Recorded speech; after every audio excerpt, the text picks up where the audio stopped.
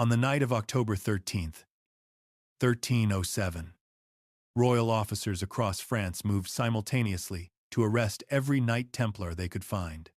They seized men, seals, buildings, and records, but the treasure later legends imagined was nowhere to be found. What they may have missed was something harder to confiscate. Not gold, not relics, but an operational understanding of routes, ports, distances, risks, and movement that few surviving maps of the era could fully show. That knowledge had to go somewhere. This is the question the evidence has never fully closed. The city fell on a Friday, July 15th, 1099. The army of the First Crusade breached the northern wall of Jerusalem after a siege that had lasted 5 weeks. By nightfall, after decades of Islamic rule and centuries of layered occupation before that, the city was in Latin Christian hands for the first time in over 400 years. What happened in the hours after the breach is recorded in several chronicles, and the accounts are not comfortable reading. The violence was severe and swift. Raymond of Aguilars, a chaplain who was present that day, wrote what he witnessed without embellishment, because the events required none. Crusader chroniclers, such as Fulcher of Chartres, whose chronicle preserves the memory of the campaign, recorded the shock and scale of what unfolded once the wall came down. Their accounts agree on the speed of it, and on what it left behind. By the following morning, the commanders of the Crusade stood inside a city they had never governed, in a region they barely understood, surrounded by a landscape of roads, water sources, mountain passes, and coastal ports whose names they could not pronounce and whose internal logic they could not yet read. This is the part that most accounts of the Crusades move past quickly. The fighting is dramatic. The administrative aftermath is not, but the administrative aftermath is exactly where the story of the Knights Templar begins. Jerusalem in 1099 was not simply a holy city. It was the terminal point of a movement and trade network that had been running for centuries before any European army arrived. The roads leading into the city from the coast carried pilgrims, merchants, diplomatic envoys, and military supply trains in a continuous flow that the conquest had disrupted but not extinguished. The port of Jaffa, roughly 35 miles to the northwest, was the primary landing point for anyone arriving by sea from Europe or from the Byzantine world. The road between Jaffa and Jerusalem passed through the Judean hills, rising from sea level to roughly 2,700 feet, through terrain that rewarded people who knew it and punished people who did not. The Crusaders who took Jerusalem in 1099 knew almost none of this. They had arrived as a military force, and a military force is not the same thing as an administrative one. Knowing how to breach a wall is a different skill from knowing which wells are reliable in summer, which mountain passes flood in winter, which local lords can be negotiated with, and which cannot be trusted at any price. The Latin kingdom of Jerusalem that the Crusaders established in the years following the conquest was, at its foundation, a structure built by people learning a landscape while living inside it, making expensive mistakes and occasionally catastrophic ones along the way. The pilgrim problem began almost immediately. Within a few years of the conquest, word spread across Europe that Jerusalem was accessible. The city that had existed for most European Christians as a theological concept, a place of the spirit rather than of roads and distances, was suddenly somewhere you could actually go. And people went. In significant numbers, without significant preparation, and with almost no understanding of what the journey actually involved. They crossed the Mediterranean on whatever vessels would take them, landed at Jaffa, and then faced the road inland. That road was dangerous in ways that had nothing to do with theology. The Latin kingdom controlled Jerusalem and a handful of coastal cities, but its hold on the territory between them was thin and contested. Bandit activity on the roads was persistent and organized. Local populations who had not welcomed the conquest were not inclined to assist travelers moving under the banners of the people who had conducted it. Water was scarce in ways that European travelers were not accustomed to managing. The passes through the Judean hills were choke points, and choke points are by definition places where violence concentrates. Pilgrims died on that road in numbers that became, within a decade of the conquest, a recognized problem for the Latin kingdom. Not a moral problem only, though it was that too. A political and practical one. A kingdom that could not protect the people traveling to its holiest city was a kingdom whose claim to be the guardian of Christendom was difficult to sustain. This is the context in which a group of knights, sometime around 1119, presented themselves to Baldwin II, king of Jerusalem. Their leader was a man named Hugh de Payens, from the Champagne region of what is now northern France. He was not young when he arrived in Jerusalem, and he had likely been in the region for some years before the founding of what would become the Templar order. He brought with him 8 companions whose names are recorded in later sources, though the details of their backgrounds vary depending on which chronicle you consult.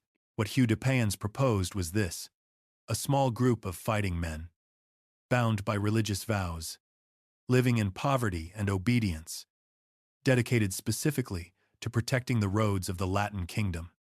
Not a monastic community contemplating God in an enclosed space. Not a mercenary company serving whoever paid most. Something genuinely new. And at the time, without precedent. A military brotherhood whose purpose was the physical security of movement through a specific and poorly understood landscape. Baldwin II gave them quarters in a wing of the royal palace, which was built on or near the site of the ancient Temple Mount. This is where the name came from. The poor fellow soldiers of Christ and of the Temple of Solomon. The Knights of the Temple. The Templars.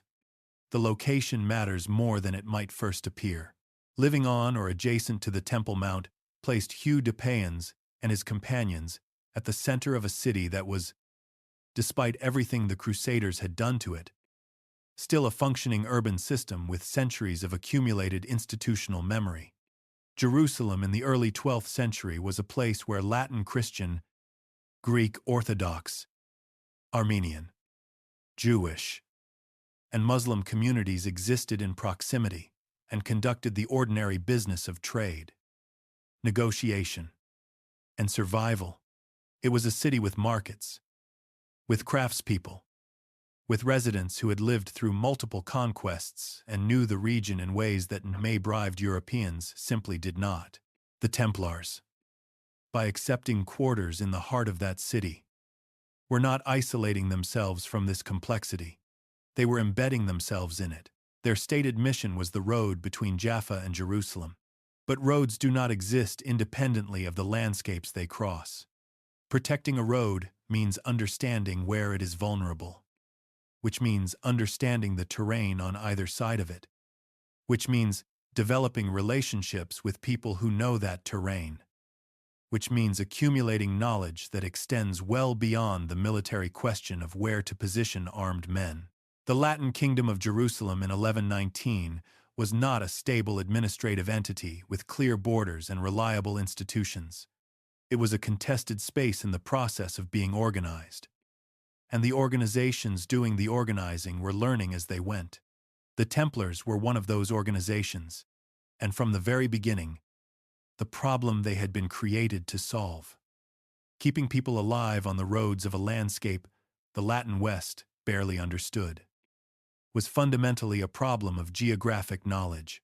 This is what gets lost when the Templars are described primarily as warriors, or primarily as bankers, or primarily as the subjects of later legends about buried treasure. Before any of those things, they were a solution to a specific practical problem. A civilization had arrived in a landscape it did not know. It needed to learn that landscape or it would not survive. The people sent to do the learning were armed, bound by vows, and given quarters in a palace built over the most contested ground in the known world. Everything that followed grew from that beginning. The roads of the Latin kingdom did not become safer overnight. The problem that created the Templars was not solved quickly. What changed? Over the years that followed 1119, was the Templars themselves. A group that begins by learning one road accumulates knowledge in a particular way. It learns not just the road but the road's relationship to everything around it. The wells and the dry stretches. The passes that can be defended and the ones that cannot. The local communities along the route and their varying relationships with the Latin kingdom. The seasonal patterns of weather and movement. The trade networks that moved along the same corridors the pilgrims were using. Because trade and pilgrimage have always shared the same infrastructure. None of this knowledge was written down in any form we have recovered. It was operational knowledge, the kind that lives in practice and habit, and the accumulated experience of people who move through a landscape regularly. It was also, by its nature, cumulative.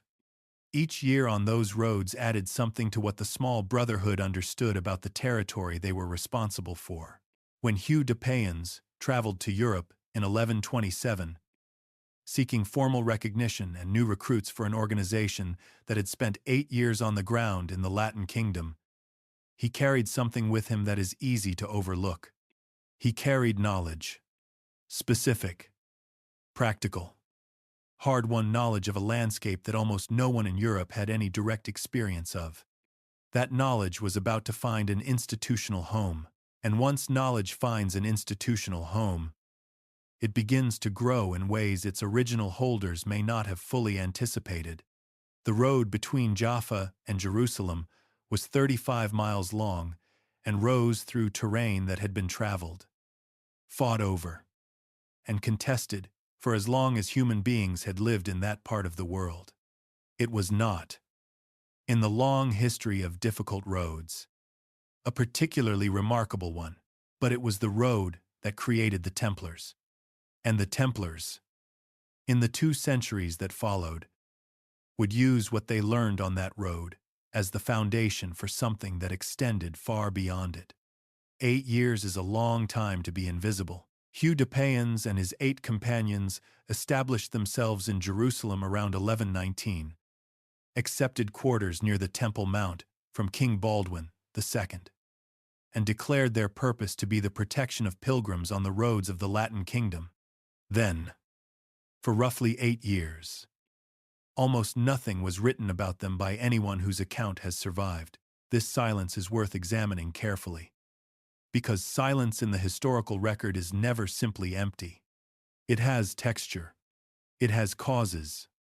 And understanding why a group of armed men living in the royal palace of Jerusalem produced almost no documentation during those years tells us something real about both the group and the world they were operating in. The Latin kingdom of Jerusalem in the 1120s was not short of people writing things down. Chronicles were being kept. Letters were being sent to Rome and to the courts of Europe. The church maintained records. Royal administrations generated documents, and yet a group of knights living in the royal palace, dedicated to a mission addressing one of the most serious practical problems the kingdom faced, appears in almost none of it. The most detailed early account we have of the Templars comes from William of Tyre, a historian and archbishop who wrote his chronicle around 1170, roughly 50 years after the events he was describing. William was careful by the standards of his time. He used earlier sources. He attempted to verify claims. And he was often precise about distinguishing what he knew directly from what he had been told. His account of the founding years uses language that scholars of medieval Latin have analyzed. Language that signals reliance on second-hand report rather than direct documentation. William writes that the founders lived in poverty, had no church of their own, and wore secular clothing given to them by charitable donors. He notes that during this period they gained the favor of the king and of local religious authorities. What he does not provide, because the sources available to him apparently could not provide it either, is any specific account of what the group was actually doing on a daily basis during those 8 years. Small organizations, doing difficult practical work in difficult conditions, often generate little documentation, The people doing the work are too busy doing it to write about it. And the institutions that would normally record their activities have not yet recognized them as worth recording. This is not unusual. It is the ordinary condition of most new organizations in most periods. But the gap has a shape, and the shape of it is this: 8 years of experience on the roads and in the politics of the Latin kingdom, in a landscape where Greek, Arabic, Armenian, Jewish, and Latin Christian communities lived in proximity and conducted the ordinary business of trade, negotiation, and movement, produced a group of men who knew things about that part of the world that almost no one in Europe knew. Later accounts, written in the centuries after the Templars had become one of the most powerful institutions in the medieval world, filled this silence with drama. The founding knights were described as conducting excavations beneath the Temple Mount, searching through the foundations of the ancient temple complex for relics, texts, or objects of incalculable sacred value. These accounts do not appear in sources contemporary with the events. They develop later, accumulating detail and elaboration as they circulate, in the pattern that historians of medieval legend formation recognize as the growth of myth, proportional to institutional significance rather than historical documentation. Why does a legend like this emerge?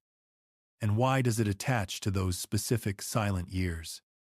The answer lies in the arithmetic of the Templar story itself. A group of 9 poor knights protecting pilgrims on one road in Jerusalem does not straightforwardly become the most sophisticated financial network in the medieval world. A military force operating across 3 continents, and an organization independent enough to operate outside the normal hierarchies of both church and secular authority. The distance between the beginning and the end is large enough that later storytellers felt ordinary organizational growth could not explain it satisfactorily. Legend supplies what the record cannot. But the legend is built to explain a real puzzle. And the real puzzle is worth examining on its own terms, because the historical version of it is more interesting than the dramatic one. Hugh de Payens arrived in Europe in 1127. After 8 years of near invisibility in Jerusalem, and within 2 years had secured official recognition for his order. The enthusiastic support of one of the most influential churchmen of the century, and a flood of donations, recruits, and land grants that transformed a tiny brotherhood into a major institutional force. That kind of reception does not happen to organizations with nothing to show for themselves. Something about Hugh de Payens and his companions, when they arrived in Europe seeking recognition, was persuasive in ways that went beyond the stated simplicity of their mission. Part of the answer is timing. The Latin kingdom, by 1127, was under increasing military pressure. The enthusiasm of the First Crusade had not been followed by the sustained commitment that holding conquered territory requires. European nobles who had fought in the First Crusade had mostly returned home. Reinforcements were sporadic. The kingdom was surviving, but it was not secure.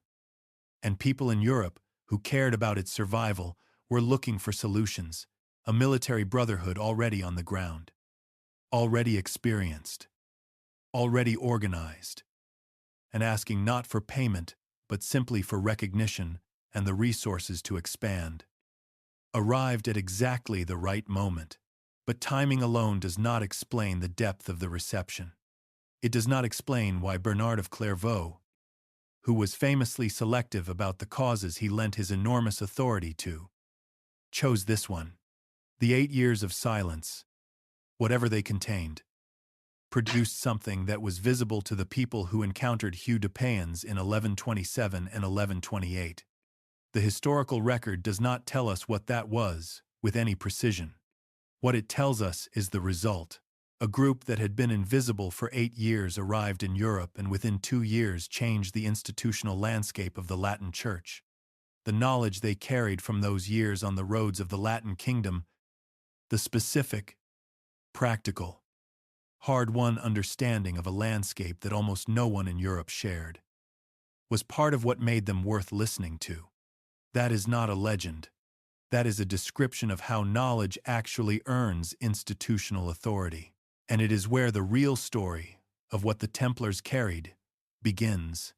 In the winter of 1126, a young abbot in the Burgundy region of France received a letter from a knight he had never met. The knight was Hugh de Payens.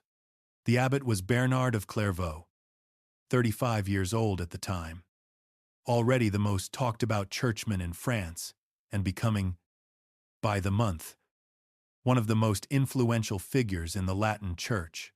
Bernard had founded his monastery at Clairvaux 12 years earlier, with 12 companions and almost nothing else. By 1126, Clairvaux had generated daughter houses across France and was drawing recruits from the nobility at a rate that alarmed some of the older monastic establishments.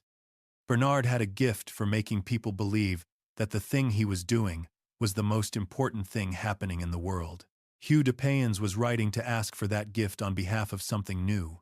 The documentary record of their exchange before the Council of Troyes does not survive in complete form. What is clear from the proceedings and the subsequent documentation is that by the time Hugh de Payens arrived in Europe in 1127, the documentary record suggests Bernard had already been engaged with the Templar question. Likely through correspondence and the accounts of people who had been in the Latin kingdom, picture Bernard in his scriptorium at Clairvaux in those months, reading whatever accounts had reached him about 9 knights living in poverty in a palace in Jerusalem, protecting pilgrims on a road where people kept dying. He was a man who had spent his entire adult life thinking about how the church could be made to work better, more purely, more effectively, in a world that kept falling short of what it was supposed to be. Here was a question with no existing answer. A military order was not a monastery. A warrior was not a monk. The church had no category for what Hugh de Payens was describing. Bernard decided to build one. The Council of Troyes convened in the late 1120s. By some reckonings, 1128. By others, 1129. The difference, reflecting the complexities of medieval calendar systems, rather than any disagreement about the events themselves. It was a regional gathering, not a major ecumenical council, presided over by a papal legate rather than the Pope himself. By the external markers of medieval ecclesiastical importance, it was moderate in scale. What it produced was not moderate at all. The rule that the council established for the new order drew substantially on the Cistercian rule that governed Bernard's own monastery at Clairvaux. This was not accidental. Bernard had shaped the document's intellectual framework before the council met, and that framework ran through the final text at every level.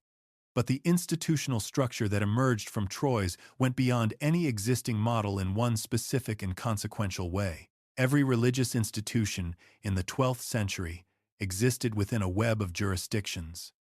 A monastery answered to its abbot, to the local bishop, and through the bishop to the broader structures of the church.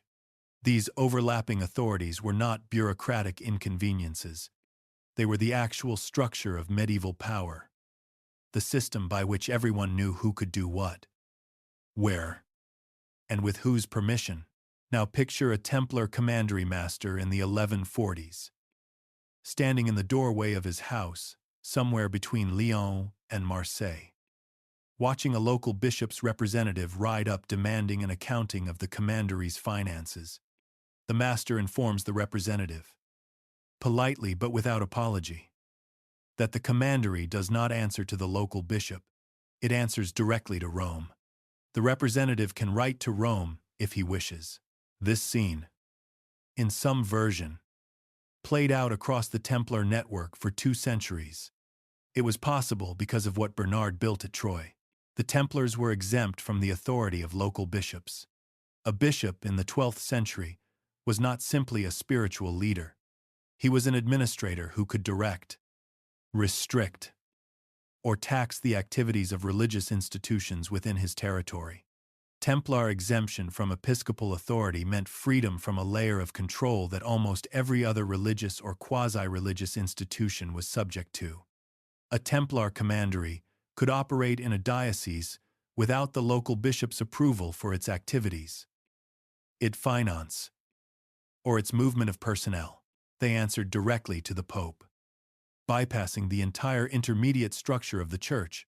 Successive popes in the years after Troyes confirmed and expanded this arrangement through a series of documents that made Templar institutional independence increasingly robust. A papal document issued in 1139 by Pope Innocent II confirmed exemption from episcopal authority and added further protections that made the order answerable only to Rome in matters of internal governance. They could establish their own chapels, maintain their own priests, bury their own dead, and collect certain revenues in territories under ecclesiastical penalties that would have suspended such activities for any other institution. Each of these provisions, taken individually, sounds like a minor administrative arrangement. Together, they added up to something genuinely unusual for its time, an organization capable of establishing a complete institutional presence anywhere in the Christian world, without depending on local ecclesiastical infrastructure, and without being subject to local ecclesiastical authority. What this meant in practical terms was the freedom to move. Most institutions of the era were local by nature. A monastery was rooted in its particular landscape, its particular patron, its particular community of benefactors. Its knowledge was local knowledge. Its network was a local network. The Templars, by contrast, were designed from the beginning to operate across the full geographic range of the Latin Christian world, from the Atlantic coast to the eastern shores of the Mediterranean, with a consistency and continuity that no locally rooted institution could match. Bernard understood what he was building. He had spent his career constructing a network, the Cistercian expansion, that was itself more geographically distributed than most monastic traditions of the era. He knew what institutional freedom of movement was worth in a world where most power was local, by necessity. A few years after the council, he wrote a text addressed to Hugh de Payens and intended for wide circulation. In it he made a distinction between three kinds of fighting men: the secular knight, who fights for personal glory or earthly advancement; the monk, who fights spiritual battles in an enclosed and protected space removed from the world; and the Templar, who was something new, a knight of Christ, combining the discipline of the monk with the effectiveness of the warrior, fighting physical enemies in the service of purposes that transcend personal gain. The theological argument is standard enough for Bernard. What is less standard, and more consequential, is the institutional argument running beneath it. Bernard was not simply defending the Templars against critics who questioned whether fighting and religious vows could be combined. He was writing the narrative that would make the order's unusual privileges not just acceptable but necessary. An institution with this much freedom of movement needed a justification proportional to its freedom. Bernard provided one.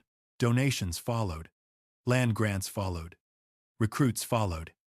By the time Hugh de Payens returned to Jerusalem, the small brotherhood in the royal palace had the institutional framework to become something much larger. Bernard of Clairvaux lived to see the Templars become one of the most powerful organizations in the medieval world.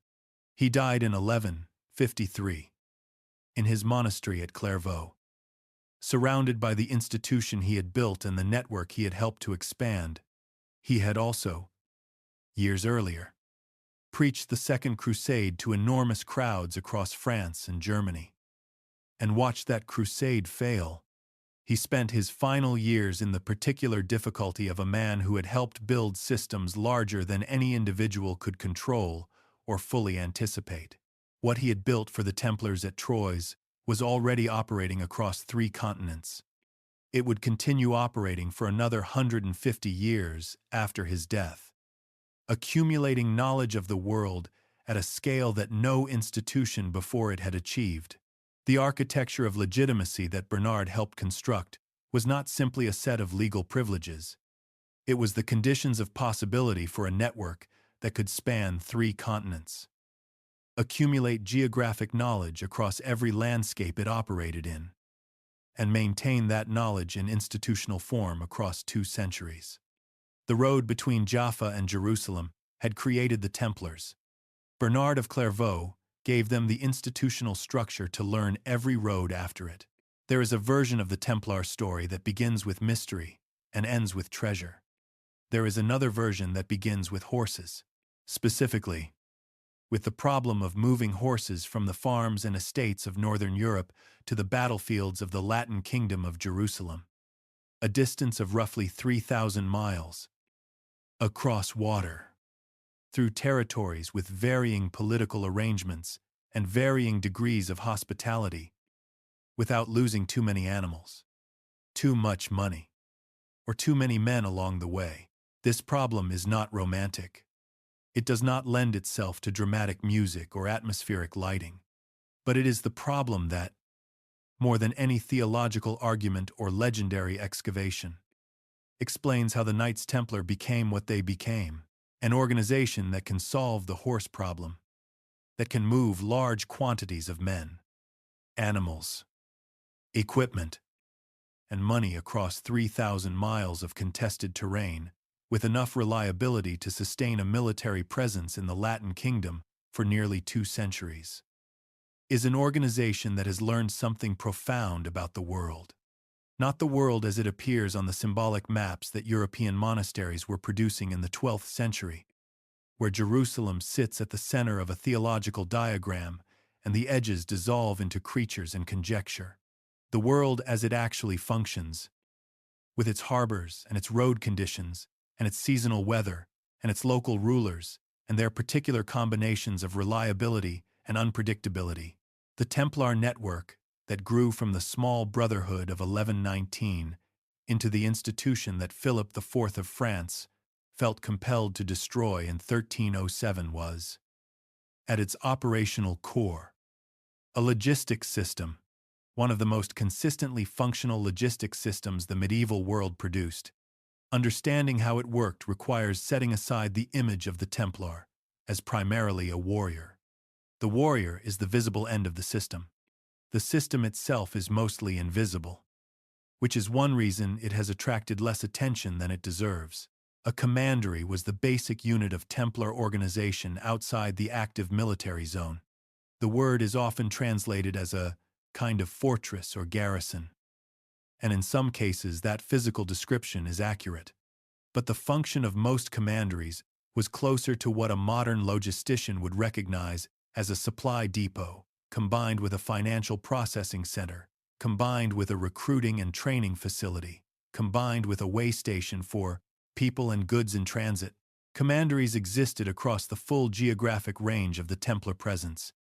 In England, in Scotland, in France, in Portugal, in Aragon, in Italy, in the Crusader states, and along routes that connected them to the Byzantine world. They were not uniformly distributed. They clustered along the routes that mattered most for the movement of people, money, and supplies toward the Latin Kingdom, and the routes they clustered along were chosen because they were the most efficient paths between the Atlantic coast of Europe and the eastern shore of the Mediterranean, accounting for the political geography of the era. A knight traveling from London to Jerusalem in the mid-12th century, under Templar auspices, moved through a sequence of Templar houses that could provide shelter, fresh horses, locale information, and connection to the next stage of the journey. This was not a luxury service. It was a functional network designed to move people and things efficiently through a world that, by default, made movement difficult and dangerous and expensive. The letters of credit that the Templars developed as part of this system are often cited as a forerunner of modern banking. The description is not wrong, but it tends to emphasize the financial innovation at the expense of the logistical reality that made the financial innovation necessary and possible. The basic mechanism was straightforward in concept, difficult in execution. A pilgrim or merchant who needed to travel from Paris to Acre could deposit money at a Templar house in Paris and receive a document, encoded in a way that made forgery difficult, that could be redeemed for an equivalent sum at a Templar house at the other end of the journey. The traveler carried paper instead of coin. Paper was lighter, less detectable to thieves, and could not be taken from a traveler who had memorized the information encoded in it. This mechanism was not invented by the Templars from nothing. The practice of using written instruments to transfer value across distances had precedence in the Islamic world, in the Byzantine commercial system, and in the Jewish merchant networks that connected the Mediterranean long before the Crusades began. The Templars did not create the idea of a credit instrument. They built an institutional infrastructure that made credit instruments reliable across the specific geography they operated in. Reliability at scale is not a financial innovation. It is a logistical one. It depends not on a clever idea, but on a network of institutions connected by trust and maintained by consistent practice, spread across enough of the relevant geography to make the system worth using. Building that network required knowing that geography in ways that the dominant cartographic tradition of the era did not capture, not in the symbolic way that a mappa mundi knows the world, with Jerusalem at the center and theological significance determining what gets shown and what gets omitted, in the operational way that a network of supply depots and financial houses requires knowing which ports are deep enough for the vessels carrying horses and equipment, which roads are passable in which seasons, which local lords need to be paid for passage and which ones will honor an agreement made with their predecessors, which communities along the routes are reliable trading partners and which are not. None of this knowledge was organized into maps in any form we have recovered. The Templars did not, as far as the surviving record shows, produce a systematic geographic survey of the routes they operated on. What they produced instead was something less visible and more durable. They produced people who knew those routes, officers who had traveled them repeatedly, masters of specific commanderies who had spent years learning the particular challenges of their section of the network, brothers who had moved from one region to another and carried the knowledge of each into their understanding of the next. This is how operational knowledge actually accumulates and survives in organizations, not primarily in documents, though documents play a role, but in the habits, judgments, and accumulated experience of people who have done the work long enough to understand it at a level that no written account fully captures. The Templar network at its height in the mid-13th century connected Scotland to Syria. It included hundreds of commanderies, thousands of brothers, and an administrative apparatus that handled financial transactions, property management, legal disputes, and military supply across this entire range. The master of the temple in Paris was, by the 13th century, one of the most significant financial figures in the French kingdom, managing resources that the French crown itself depended on. This is a long way from 9 nights in a palace in Jerusalem. The distance was covered not in a single leap but in the steady accumulation of what organizations accumulate when they do difficult practical work in specific places for long enough. Knowledge of those places. Knowledge of the routes between them.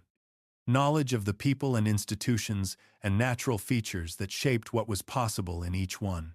The Templar financial system is often described as innovative because it moved money without moving coins. But the more consequential innovation, from the perspective of what came after, is that it moved knowledge.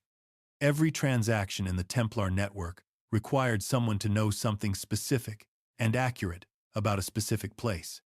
The reliability of a port, the current exchange rate in a particular market, the political situation in a region that affected whether a payment would be honored or a shipment would arrive safely. That knowledge was gathered, refined, and transmitted through the network over the course of 2 centuries. It lived in the practices of the commanderies, in the training of Templar officers, in the correspondence between houses, in the experience of brothers who had served in multiple regions and carried the geography of each one as working knowledge rather than abstract information. A knowledge base of this kind, accumulated over 2 centuries, is not simply an asset. It is, in a meaningful sense, what the organization is. The buildings can be seized. The land can be confiscated. The financial instruments can be invalidated. But the knowledge that made the network function, the accumulated understanding of how the world actually works, across the specific geography the Templars had spent 2 centuries learning, is not something that can be handed over to a royal officer on the morning of October 13th. 1307. It has to go somewhere else. The commanderies in Europe were the infrastructure. The knowledge that mattered most was accumulated somewhere else entirely. In the place where the roads the Templars had been created to protect converged.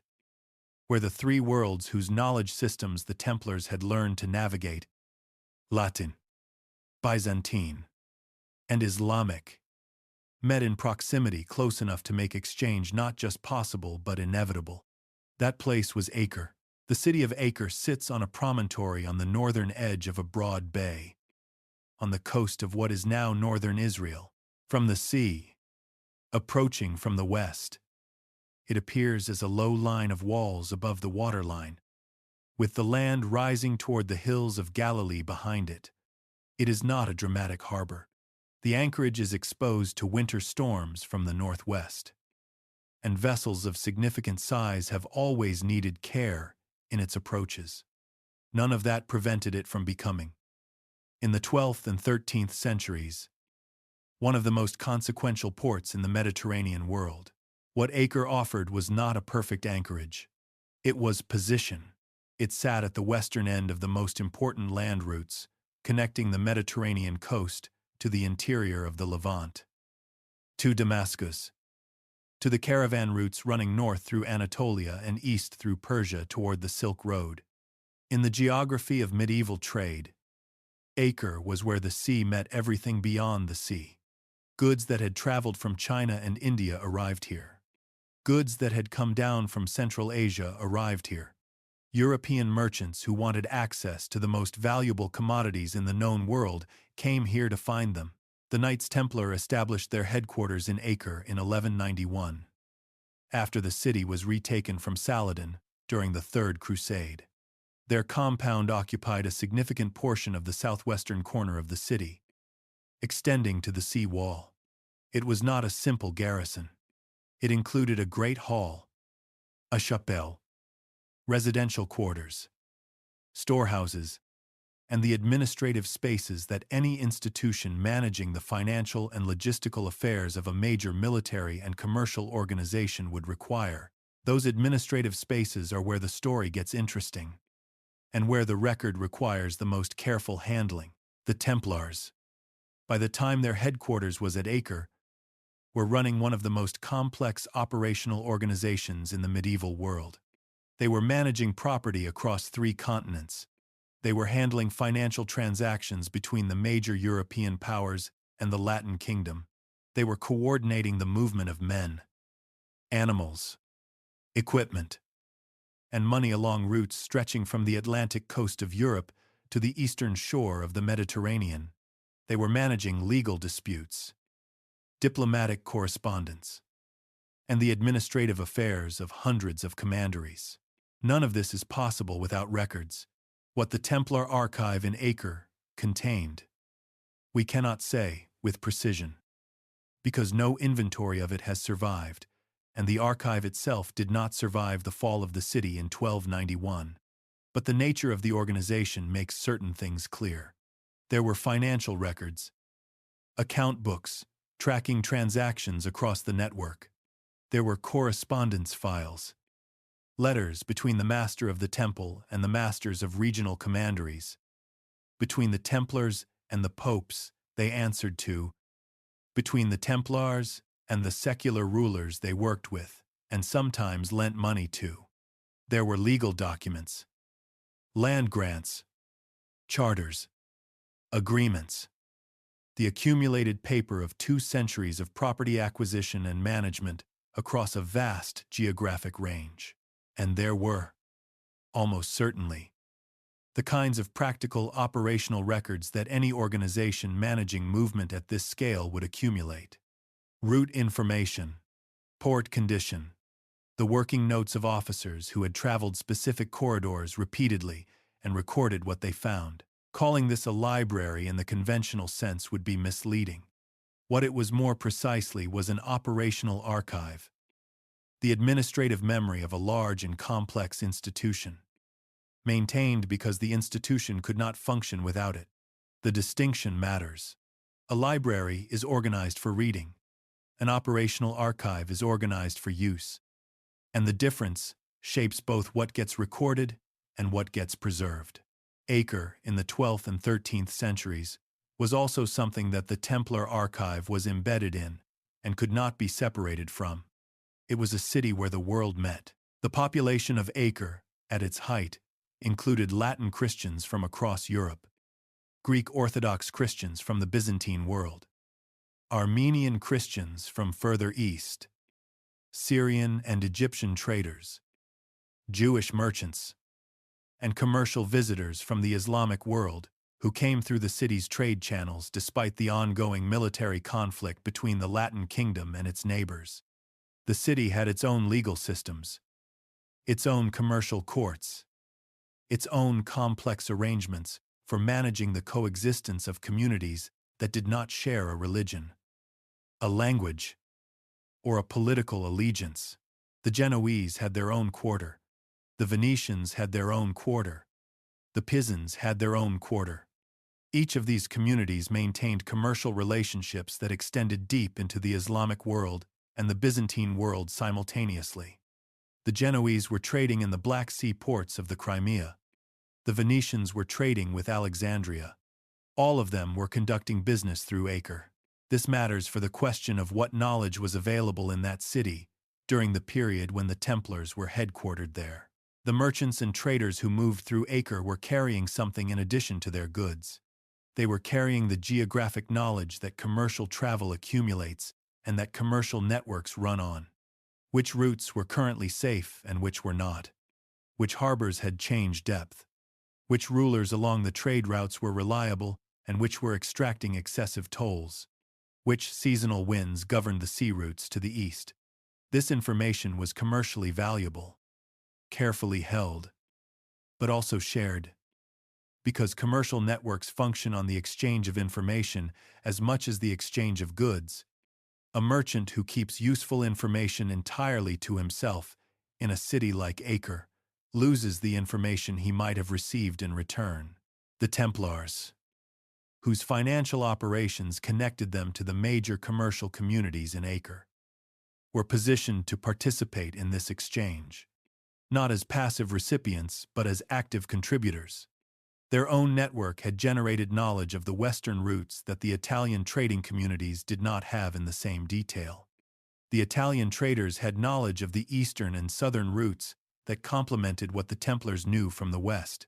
What happened in the spaces where these knowledge systems met is not documented in any account that has survived. It rarely is. The exchange of geographic knowledge between commercial operators is not the kind of thing that gets written up and preserved. It happens in conversations, in the practical collaboration of people who need to move goods from one place to another and find that comparing notes serves both parties. But the environment in which the Templars operated for 100 years in Acre, the intersection of Latin, Byzantine, and Islamic commercial and geographic knowledge in a single city, is a documented historical reality. The question of what any institution absorbs from an environment it operates in for a century is not a theoretical one. It is a question about how organizations learn, and organizations always learn from the environments they inhabit. What can be reconstructed from the fall of Acre in 1291 requires honesty about its limits. The Mamluk forces of Sultan al-Ashraf Khalil breached the walls on May 18, 1291. After a siege of several weeks, the fall was rapid once the walls were compromised. The Templar compound, whose sea wall provided some protection, became a refuge point for civilians who could not reach ships in the harbor. The Templar master, William of Boyer, was killed in the fighting. His successor, Peter of Sèvres, continued to hold the Templar compound for several days after the rest of the city fell.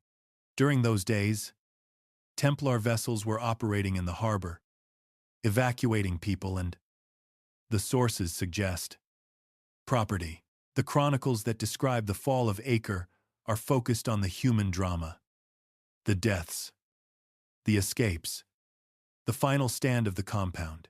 They are not inventory lists. What they record is that Templar vessels left Acre in the days following the fall carrying survivors and, by several accounts, significant quantities of the order's portable assets. What those vessels carried beyond the people and the financial assets that the accounts mention is a question the surviving record does not answer cleanly. This is evidence of incompleteness in the record, not evidence of concealment. Archives are not what chronicles focus on when cities fall. The people writing these accounts were recording survival and loss, not cataloging institutional property. The administrative archive of an organization operating for a century out of one of the most commercially complex cities in the medieval world is not small. It is also not easily evacuated under the conditions that obtained in Acre in May of 1291. Some of it was almost certainly lost. Some may have been deliberately destroyed to prevent it falling into hostile hands. And some carried in the vessels that left the harbor during the final days. Reached Cyprus. The Templar headquarters transferred to Cyprus in 1291. What arrived there with the surviving brothers, beyond the people themselves and the financial resources they had managed to preserve, is a question the record leaves open. It tells us where the organization went. It is quiet about what the organization carried. That quiet is the ordinary silence of archives in crisis. Not a deliberate concealment, but the silence has a specific shape. An organization that had spent a century at the intersection of the most significant knowledge networks in the medieval Mediterranean world relocated under pressure to a new headquarters. What it brought with it, and what it did with that inheritance during the 16 years between the fall of Acre and the arrests of 1307, is what the next chapters have to confront honestly. In 1154, a geographer working at the court of King Roger II of Sicily completed a project he had been working on for 15 years. His name was Muhammad al-Idrisi. He had been born in Ceuta, on the North African coast, around 1100, into a family with roots in the broader world of Islamic scholarship. He had studied in Córdoba, traveled extensively through North Africa and Anatolia, and arrived at the Norman court of Sicily at the king's invitation. Roger II was deliberately assembling scholars and craftsmen from across the Mediterranean world, building an intellectual court that reflected the island's unusual position at the intersection of Latin, Greek, and Arabic cultures. What al-Idrisi produced after 15 years was a silver disc, roughly 6 feet in diameter, engraved with a representation of the known world, accompanied by a book of explanatory text describing the geography of each region in detail. The disc itself did not survive. The book did, in several manuscript copies. And from those copies, the maps associated with al-Idrisi's work have been reconstructed by modern scholars. The work is known as the Tabula Rogeriana, the Book of Roger, named for the king who commissioned it. Placing the Tabula Rogeriana alongside the major European geographic works of the same period produces an effect that is, on first encounter, genuinely disorienting, but understanding what that effect actually means requires some care, because the most natural misreading of it is also the least accurate one. The Mappa Mundi tradition that dominated European geographic representation in the 12th and 13th centuries was not primarily concerned with the accurate depiction of physical geography, and it was never intended to be. A Mappa Mundi was a theological and cosmological diagram. Jerusalem sat at the center, because Jerusalem was the center of salvation history. East was at the top, because Eden was in the east. The edges of the map dissolved into zones of the strange and monstrous, because the edges of the known world dissolved. In the European theological imagination, into spaces, belonging more to sacred narrative than to navigable reality. This is not ignorance in any simple sense. The people who made Mappa Mundi were often highly educated. They were making a different kind of object than what al-Idrisi made, answering a different question entirely. Not how to get from one place to another, but where the human world stood in relation to God's plan for it. The comparison between the two traditions is interesting not because one represents knowledge and the other does not, but because they were built to do fundamentally different things. Al-Idrisi was answering a practical question for a king who governed a kingdom where Arabic, Greek, and Latin were all in official use, and where the real business of governance required knowing the Mediterranean world not as a theological diagram but as a network of ports, roads, and political entities with actual locations and actual distances between them. The Tabula Rogeriana reflects this need. Its coastline depictions, particularly in the Mediterranean and the Middle East, achieve levels of geographic accuracy that were practically useful for navigation and regional administration in ways that the symbolic world maps of the same era, which were designed for an entirely different purpose, were not intended to provide. Now picture what al-Idrisi was drawing on. In the 9th century, scholars at the court of the Abbasid Caliphate in Baghdad had translated Greek geographic texts, including the work of Ptolemy of Alexandria, and then extended and corrected them using the accounts of travelers, merchants, and administrators who moved through the Islamic world. A merchant in that era, trading between the Persian Gulf and the ports of East Africa, or between the Red Sea and the coast of India, carried in his head a detailed operational understanding of sea routes, seasonal winds, harbor conditions, and the political situations along the way. The scholars who compiled this knowledge were building, in effect, the documentary infrastructure of the most geographically extensive commercial system operating in the known world at that time. By the time al-Idrisi sat down in Sicily in the 1130s to begin his 15-year project, he was the inheritor of 3 centuries of this accumulated geographic intelligence.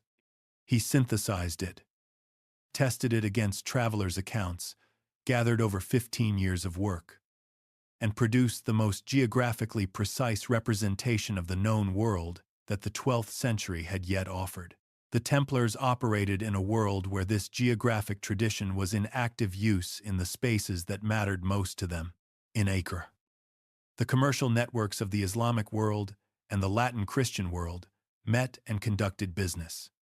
The Syrian traders carrying goods from the Mesopotamian interior, the Arab merchants connecting the Red Sea routes to the Mediterranean, the Genoese and Venetian factors trading with Alexandria and the Black Sea, were all operating with geographic knowledge derived from traditions of practical refinement that predated the Templar order by centuries.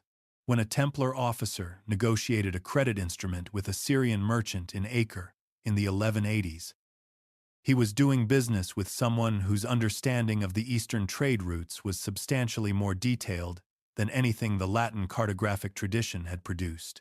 In the Iberian Peninsula, where the Templars held significant territories and participated in the campaigns pushing Islamic rule southward, they moved through a landscape where Islamic geographic scholarship had been institutionalized for generations. Toledo, taken by Christian forces in 1085, became one of the most important centers of translation in the medieval world in the following century.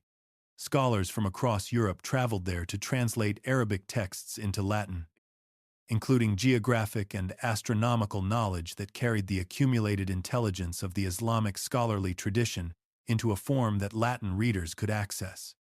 The Templars, operating in the same region during the same period, existed in this environment. The honest formulation of what this means is not that the Templars read al-Idrisi or mastered Islamic cartographic methods. There is no documentary evidence for that specific claim, and the claim should not be made without evidence. What the evidence does support is this. The Templars operated for 2 centuries in the specific geographic spaces where the most practically useful geographic knowledge available in the medieval world was in active use. The commercial environment of Acre, the intellectual environment of Iberia, the administrative traditions of the Byzantine world they dealt with constantly.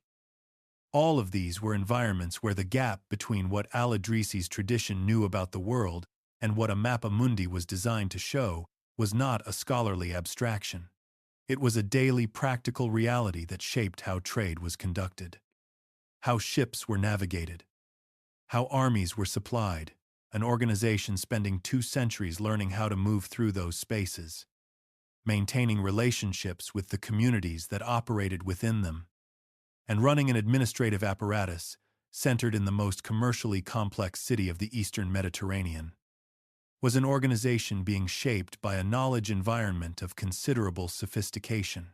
Something of that environment left its mark on the Templars. The precise form of that mark is what the following chapters trace. As carefully as the evidence permits, and as honestly as the gaps in that evidence require. Sometime in the late 13th century, a new kind of map began to appear in the ports of the Mediterranean world. It did not look like anything European cartography had produced before it. There was no Jerusalem at the center. There was no theological diagram organizing the land masses according to sacred narrative. There were no monsters at the edges. What there was instead was coastline, and lots of it, rendered in fine lines of ink on stretched parchment, with rum lines radiating outward from compass roses, like the spokes of wheels that had been turned and overlaid and turned again until the whole surface was covered in a web of navigational geometry. Picture one of these charts, spread on a table in a harbor office, sometime around 1300.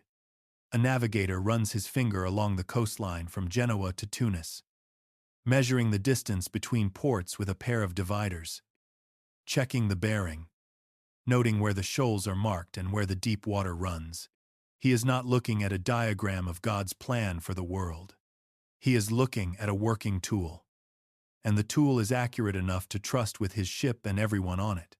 These maps are called portolan charts, from the Italian word portolano, meaning a book of sailing directions. The name reflects their function. They were made to be used, spread on the tables of ships' officers who needed to know where the coast was, where the harbors were, and what the distances between them actually were. Not approximately, not as theological metaphor, but as measured reality that a navigator could rely on in conditions where error had consequences. The coastlines depicted in the earliest surviving portolan charts, dating from around 1270 to 1320, cover the Mediterranean and Black Sea with a practical coastal precision that appears unusually consistent across the earliest surviving examples. When historians of cartography apply systematic measurement to these charts, comparing their depictions of coastlines, distances, and relative positions against the actual geography they claim to represent, they find a level of accuracy that is striking for documents produced in the late 13th century. Tony Campbell, whose work on portolan charts remains one of the most authoritative treatments of the subject, has analyzed this precision in detail and found it consistent across the earliest surviving examples in ways that suggest the charts were derived from a common source of underlying geographic data rather than being independently produced by different cartographers working from scratch.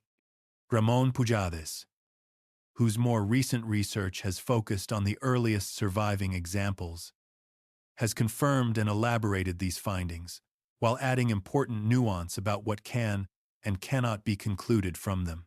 The question this consistency raises is a standard historical one. Where did the underlying geographic data come from? 3 directions of explanation have been seriously pursued by scholars working with these documents. The first focuses on the practical knowledge accumulated within Mediterranean maritime communities, the sailors, merchant, and navigators of Genoa, Venice, Pisa, the Catalan ports, and the other major commercial centers of the medieval Mediterranean were conducting regular voyages across the sea for centuries before the earliest portolan charts appear. This continuous practical navigation generated, in the minds of experienced mariners, a detailed operational understanding of Mediterranean coastlines, distance, and hazards. The portolan charts, in this explanation, represent the systematic organization of knowledge that Mediterranean sailors had been accumulating in practical form for generations, finally rendered into graphic representation by cartographers who synthesized the accumulated experience of the maritime community. This explanation has considerable strength. It does not require any hidden source of geographic information. It explains the charts through knowledge that can be demonstrated to have existed in the communities where the earliest examples were produced. It is, in the assessment of most historians of cartography, the most parsimonious available explanation for the basic phenomenon. It also has genuine difficulties. The issue is not that the charts were roughly useful, but that their practical coastal precision appears unusually consistent across the earliest surviving examples, in ways that imply a degree of geometric coordination in the underlying data that practical navigation, however extensive, would have had difficulty producing on its own without some form of systematic measurement or common source. The second direction focuses on the Byzantine cartographic tradition. Byzantium maintained a continuous tradition of geographic scholarship rooted in the Greek geographic tradition of antiquity, including the work of Ptolemy of Alexandria, whose coordinate-based geographic methods were known in Byzantium throughout the medieval period, even when they were largely unknown in the Latin Christian West. The Byzantine world was also a significant maritime commercial power, with extensive practical experience of Mediterranean navigation. The argument here suggests that portolan charts may have developed in part from Byzantine geographic materials that entered the Western Mediterranean through the trading contacts that Italian city-states maintained with Constantinople. The difficulty is that the specific connection between Byzantine materials and the first portolan charts has not been demonstrated through direct documentary evidence. It rests on circumstantial reasoning about what would explain the observed characteristics of the charts, not on identified sources. The third direction is where the Templars enter the analysis, and where the evidence requires the most careful handling. The Templar network operated across the full geographic range that the earliest portolan charts depict. For 2 centuries, Templar officers moved regularly between commanderies in England, France, Iberia, Italy, and the Levant. The order's logistics operations required reliable knowledge of the ports, sea routes, and coastal conditions that portolan charts represent. The Templar archive in Acre, at its height, was the administrative center of an organization with direct operational knowledge of the Mediterranean and its approaches. The argument is not that the Templars invented portolan charts or produced them directly. It is more modest and more honest than that. The Templar network was part of the environment in which practical maritime knowledge about the sea routes and coastlines the charts depict was being accumulated. Whether their specific contribution to that accumulation was distinct from what the Italian maritime communities were independently developing, and whether any Templar geographic materials played a specific role in the synthesis that produced the early portolan charts, are questions the surviving evidence does not currently answer. What the evidence does allow is a more general observation that is historically important on its own terms. The portolan charts represent a moment when the practical geographic knowledge accumulated in the commercial and military networks of the medieval Mediterranean outran the symbolic and theological geographic tradition that European cartography had been producing. The communities that produced those charts were communities in which Templar officers Italian merchants, Byzantine traders, and Islamic commercial networks had all been operating in close proximity for over a century. The geographic knowledge embedded in the charts is a product of that environment rather than of any single institution. The Templar network was part of that environment, the extent to which it was a determining part, as opposed to a contributing one, is where the evidence runs out. Scholars who have spent careers working with portolan charts are not in agreement on this. Tony Campbell's analysis does not point to the Templars as the primary source.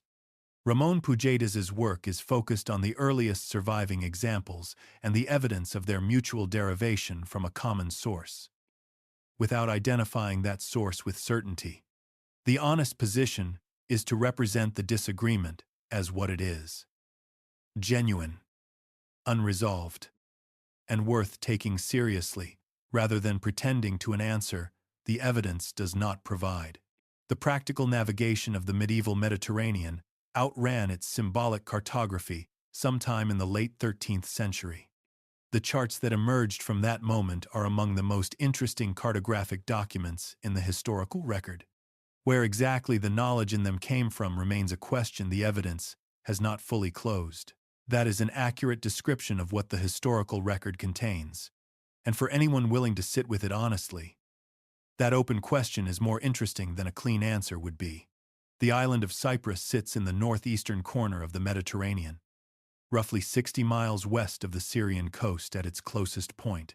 From the deck of a vessel leaving the harbor of Acre in the final days of May 1291, Cyprus would have been visible on clear days as a low shape on the western horizon.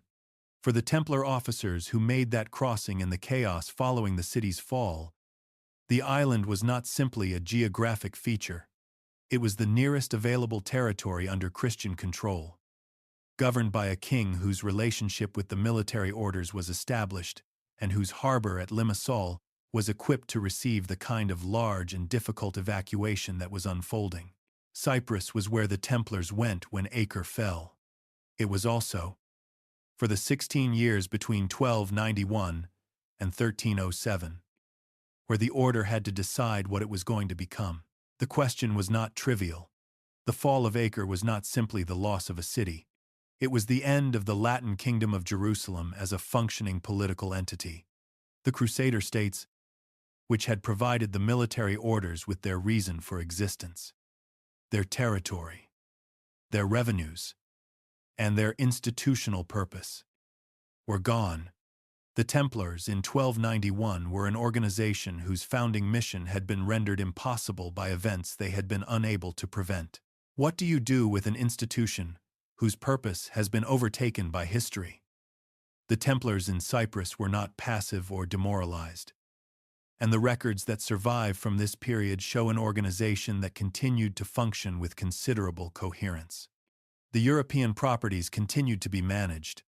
The financial operations continued to be conducted.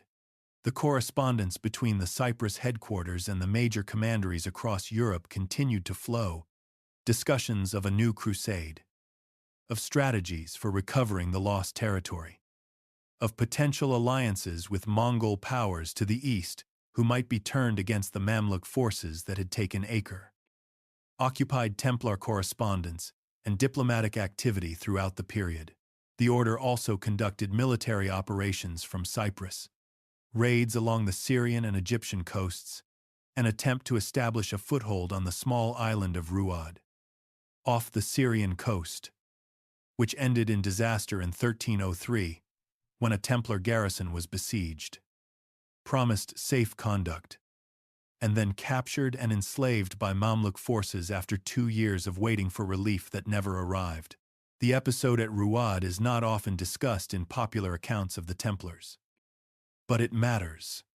It shows an organization still attempting to pursue its military mission in conditions that had fundamentally changed, still operating with the strategic assumptions of the Crusader period, still sending men to hold positions in the eastern Mediterranean, even when the broader military situation made those positions nearly impossible to sustain. The gap between the Templars' institutional self-understanding and the political reality they were operating in was, by 1303. Substantial. The headquarters at Limassol was reconstituting what could be reconstituted from the fall of Acre. The administrative operations that had been centered in the most commercially complex city of the medieval Mediterranean were now being run from a smaller island base with different resources and different connections. This is where the question of what left Acre becomes directly relevant. The Templars in Limassol were managing an organization that still held extensive properties across Europe, commanderies in France, England, Iberia, Italy, and the German territories continued to function, to generate revenues, and to require administrative coordination. The financial operations that had made the order one of the most significant economic institutions in the medieval world did not cease with the fall of Acre.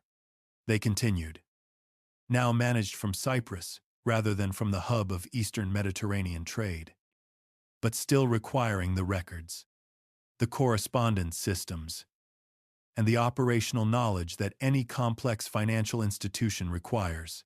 Some of that operational knowledge had been in the archive at Acre. How much made the crossing to Cyprus, and in what condition, is a question the surviving record does not answer precisely. What the record does show is that the order continued to function as a coherent institution during the Cyprus years. Its financial operations were intact enough to be worth attacking. As Philip IV of France clearly believed in 1307, its administrative structure was intact enough to coordinate ongoing operations across a network spanning 3 continents. Its property holdings were intact enough to be the subject of years of legal proceedings after the order's dissolution. An organization that had lost its administrative coherence in the fall of Acre would not have presented the target that Philip moved against. The Templars in 1307 were, by the evidence of their attackers' behavior, still worth attacking. That is itself evidence about what survived the crossing from Acre to Cyprus. The specific question of what was seized in the arrests of October 13, 1307, requires careful handling, because the popular formulation of this question tends toward overclaim in both directions. Philip IV's officers did seize substantial assets. They took the people, which was the primary objective. They took the Templar houses and their contents. They took the financial assets physically located in the seized properties, including the contents of the Paris Temple, which was one of the most significant financial institutions in France. They took administrative records that were present in the seized properties. What the seizures did not produce was the centralized treasury that the popular legend of Templar treasure imagines. The accounts of what was found in the arrested properties describe the ordinary contents of institutional buildings, financial records, liturgical items, weapons, horses, the material reality of an organization's daily operation, not a hidden store of vast wealth, not a collection of sacred objects. The gap between what the legend expects and what the records show is real. Describing it accurately requires resisting the temptation to fill that gap with drama in either direction. The absence of a legendary treasury does not mean the arrests found nothing significant. It means they did not find what the legend imagines. These are different statements, and the difference matters. The arrest records for certain locations are also worth noting, with care about what silence in the documentary record does and does not mean. The Templars had maintained vessels for their Mediterranean operations. The records of the arrests in certain French port locations, including La Rochelle on the Atlantic coast, are among the less complete in the surviving documentation of the operation. This incompleteness could reflect several different things. Vessels at sea on ordinary commercial business, ordinary attrition of archival survival over 7 centuries, or something else entirely. The surviving documentation does not distinguish between these possibilities with the clarity that would allow a confident conclusion. That ambiguity is a documented feature of the record, not an invitation to fill it with drama. Jacques de Molay, Grand Master of the Temple, was in Paris when the arrests began. He had been there for weeks. at the invitation of Philip IV himself, involved in discussions about a new crusade. The speed and coordination of Philip's operation, the sealed orders opened simultaneously across France. The framing in terms of heresy, charges the Templars had not anticipated, suggest that the order's leadership did not see what was coming with the clarity that would have allowed them to prepare for it comprehensively. The shape of the documentary record after October 13th, 1307, the gaps as well as the content, is itself a form of historical evidence. Evidence of incompleteness. Not evidence of concealment. But incompleteness in records has its own significance. And describing that significance, honestly, without either dismissing it or dramatizing it, is what the story now has to do. The date has become a legend in itself. Friday, the 13th. The day that gave the Western world one of its most persistent superstitions about unlucky dates, or so the popular story goes. The historical connection between the Templar arrests and the cultural fear of Friday the 13th is itself more complicated and less certain than most accounts acknowledge. The association was not made explicitly in sources contemporary with the arrests. It developed later, in the way that symbolic meanings attach themselves to dramatic historical events over time, accumulating weight through repetition rather than through original documentation. What is not legend is the operation itself. Sealed orders, distributed in advance to royal officers across France, opened simultaneously in the early hours of October 13th, 1307. By the time the sun was fully up, hundreds of Templar brothers across the kingdom were under arrest. The speed and coordination of the operation was, by the administrative standards of early 14th century France, remarkable. Philip IV had been planning it for at least a year, possibly longer, in close coordination with Guillaume de Nogaret, his chief minister, and with Guillaume of Paris, the royal inquisitor, to understand what the arrests revealed. It helps to understand how they were organized, because the organizational logic of the operation tells us something important about what Philip IV actually believed he was going to find. The charges that accompanied the arrests were charges of heresy. Specifically, a list of accusations that included the denial of Christ during initiation ceremonies, the worship of an idol called Baphomet, obscene ritual acts during Templar ceremonies, and various other offenses against Christian doctrine and practice. These charges had been circulating in rumor for some years. Before 1307, a former Templar named Esquieu de Floiran had been offering a version of them to European monarchs since at least 1305, without notable success until he found a receptive audience in Philip's court. The charges were the legal mechanism of the arrests. They were not, in the judgment of most historians who have examined the evidence carefully, the primary motivation for them. Philip IV of France, in 1307, was a king under sustained financial pressure. His wars with England and Flanders had been expensive. His conflict with Pope Boniface VIII, which had ended with the Pope's death in 1303, and the subsequent installation of a French allied pope, had been politically costly, even in victory. The French treasury was strained, and Philip had already taken measures that his predecessors would have considered extreme, including the expulsion of Jewish communities from France in 1306 and the seizure of their assets. The Templars, in 1307, held extensive properties in France. Their Paris house was one of the central financial institutions through which French royal finances moved. They were creditors to the French crown. They were also an institution answering directly to Rome rather than to the French king, representing exactly the kind of autonomous power that Philip's model of centralized royal authority found structurally threatening. The financial motive was real. The political motive was real.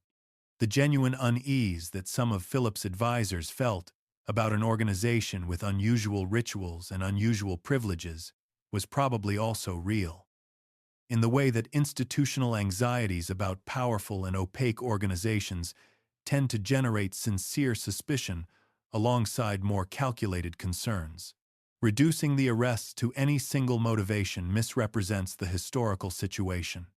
What the arrest operation reveals, examined as an administrative event rather than a dramatic moment, is a convergence of pressures that had been building for years before 1307. Finally finding a mechanism in the heresy charges that allowed Philip to move against an organization he could not have attacked openly without legal cover of some kind. The papal involvement is central to understanding the operation and everything that followed. Pope Clement V, the French-born pope, whose election in 1305 owed much to Philip's influence, was in a position of genuine difficulty when the arrests happened. The Templars answered to Rome. Arresting them on heresy charges without papal authorization was legally irregular and represented a serious assertion of royal authority over ecclesiastical jurisdiction. Clement's initial response in October and November of 1307 was to protest that Philip had acted without proper authority and to insist on the Church's right to conduct its own investigation. Over the following months, the relationship between the papal investigation and the French royal investigation became one of the central institutional conflicts in the legal proceedings that would consume the next 7 years. The Inquisition conducted examinations of arrested Templars, many of them under conditions the records describe with varying degrees of directness, confessed to some version of the charges. Many of those same Templars later recanted their confessions when given the opportunity, stating they had been produced under compulsion. The confessions are among the most contested documents in the entire Templar case. What they reveal about the actual practices of the order is genuinely uncertain. What they reveal about the conditions of their production is somewhat clearer. The specific accusations about idol worship, about denial of Christ, about obscene ceremonies, have been analyzed extensively by historians of the medieval church.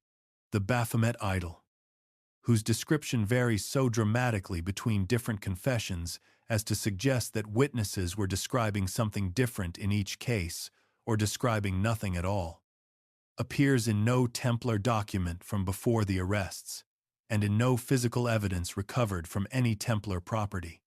The pattern of accusation follows, in several respects, the standard framework of medieval heresy charges more than it reflects anything specific and documented about Templar practice. The confessions also reveal something about the structure of the organization that is historically interesting, independent of whether they are truthful about specific practices. The pattern of who confessed, who resisted, who recanted, and who eventually died, defending their innocence maps onto the organizational structure of the order in ways that suggest the arrests encountered an institution that was internally divided and individually isolated in ways that made coordinated resistance difficult. This is what large-scale simultaneous arrests are designed to achieve, by moving against the entire organization at once, preventing communication between members, and isolating each arrested brother from the others. The operation ensured that the Templars could not organize a collective response. Each brother faced his interrogators alone, without knowing what his colleagues had said, without the ability to coordinate a consistent account. The result was a record of confessions that is contradictory in its details, broadly consistent in its outlines because the outlines were provided by the charges, and inadequate as a basis for confident historical conclusions about what the order actually did or believed. What the arrest operation did not produce was the centralized treasure or the specific collection of objects that legend imagines. The inventories of seized Templar properties in France, compiled by royal officers in the weeks following the arrests, describe the ordinary material contents of institutional buildings. There is no inventory that describes a hidden archive, a collection of ancient documents, or quantities of valuables disproportionate to what a major landowning and financial institution would normally hold. This absence has been interpreted in opposite directions. One interpretation holds that it demonstrates there was never anything unusual to find, that the legend of Templar secrets is entirely a product of later myth-making. A more careful interpretation holds that the absence of certain things in the inventories is consistent with their having been moved before the arrests, though it does not prove that they were. The honest position is that the inventories show what was seized. They do not show what was absent and for what reason, because the reasons for any specific absence cannot be determined from an inventory alone. Jacques de Molay, the Grand Master of the Temple, was arrested in France in October of 1307. He initially confessed to some of the charges, then recanted. He spent the following 6 years in custody, maintaining and then withdrawing confessions in a pattern the historical record documents but does not fully explain. In March of 1314, on a scaffold constructed in Paris for the public reading of the sentence against him and 3 other senior Templar leaders, he recanted his confession for the last time and maintained his innocence and that of the order.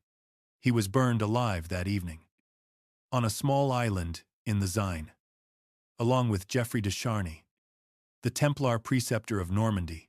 The account of his death is recorded in several sources.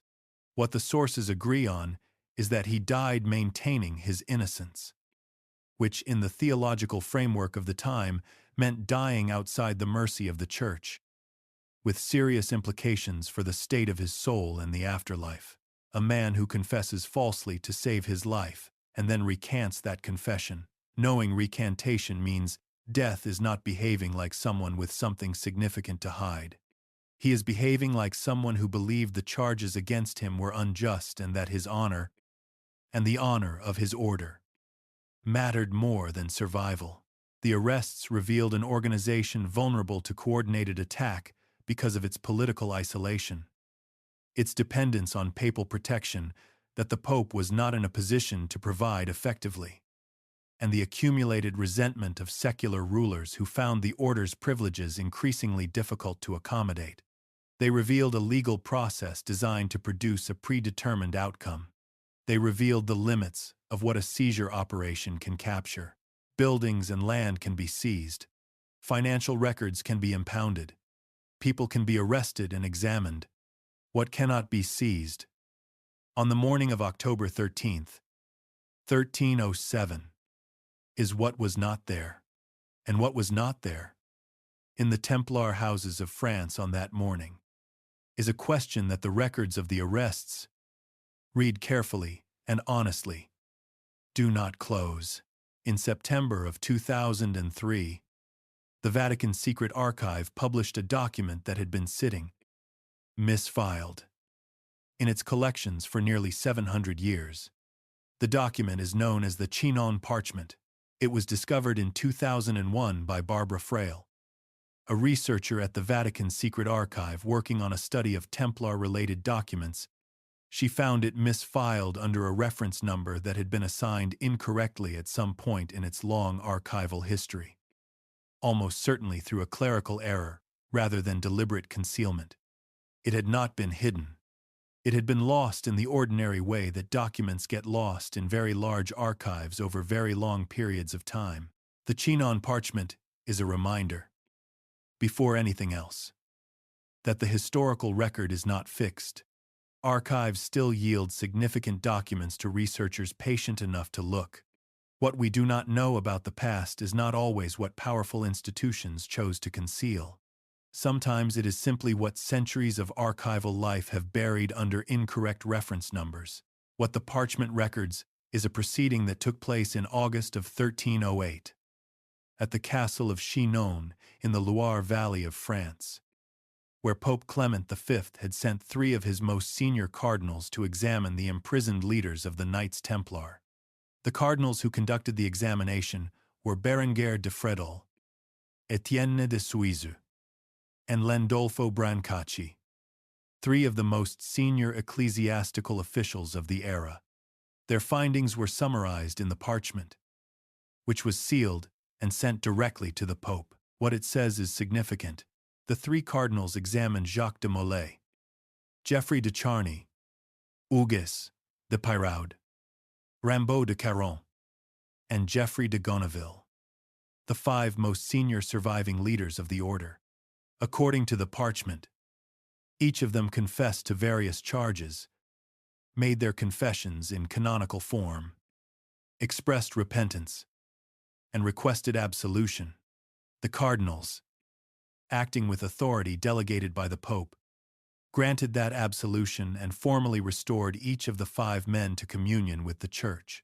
In the sacramental framework of the medieval Catholic Church, this was a complete canonical reconciliation. The five Templar leaders who received absolution at Chinon in August of 1308 were, in formal canonical terms, members in good standing of the Church from that moment forward. This matters because of what happened next. Clement V, having received the Chinon parchment and its record of the absolutions, did not act on it in the way that canonical logic might suggest. He did not release the Templar leaders. He did not announce that the papal examinations had produced satisfactory results. Instead, the proceedings continued. The Council of Vienne, convened in 1311, formally dissolved the order in 1312. Not on the grounds of proven guilt, but on the grounds that the order's reputation had been so damaged that its continued existence was no longer practical or useful to the Church. The distinction matters. Suppression on grounds of reputational damage is not the same as condemnation for proven heresy. The Council of Vienne did not formally find the Templars guilty of the charges Philip IV had brought against them. It found that the institution was no longer viable. What the Chinon parchment actually changes is worth stating carefully, because popular accounts have tended to misread it in both directions. It does not prove that the Templars were completely innocent of everything. The absolutions were granted on the basis of confessions of some wrongdoing followed by expressions of repentance, not on the basis of a finding of innocence. The canonical process of confession and absolution does not require that the confession be entirely accurate, only that it be sincere. What it does demonstrate is that Clement V had information about the Templar leaders that was not part of the public proceedings. The cardinals at Chinon were conducting a private canonical examination whose results were sealed and sent directly to the Pope. The outcome of that examination was not announced. The public proceedings continued on a track separate from the private canonical resolution that had already taken place. This is evidence of the kind of institutional complexity that characterizes large organizations under serious political pressure. Clement was a pope whose position depended significantly on French support. Conducting his pontificate in conditions of sustained pressure from the French crown, his ability to act on the Chinon findings in a way that would have directly contradicted Philip IV's political interests was constrained by the realities of his situation in ways that the formal canonical logic of the Luxt absolutions did not override. The honest reading is neither the dramatic vindication that some popular accounts have claimed, nor the dismissal that others have offered.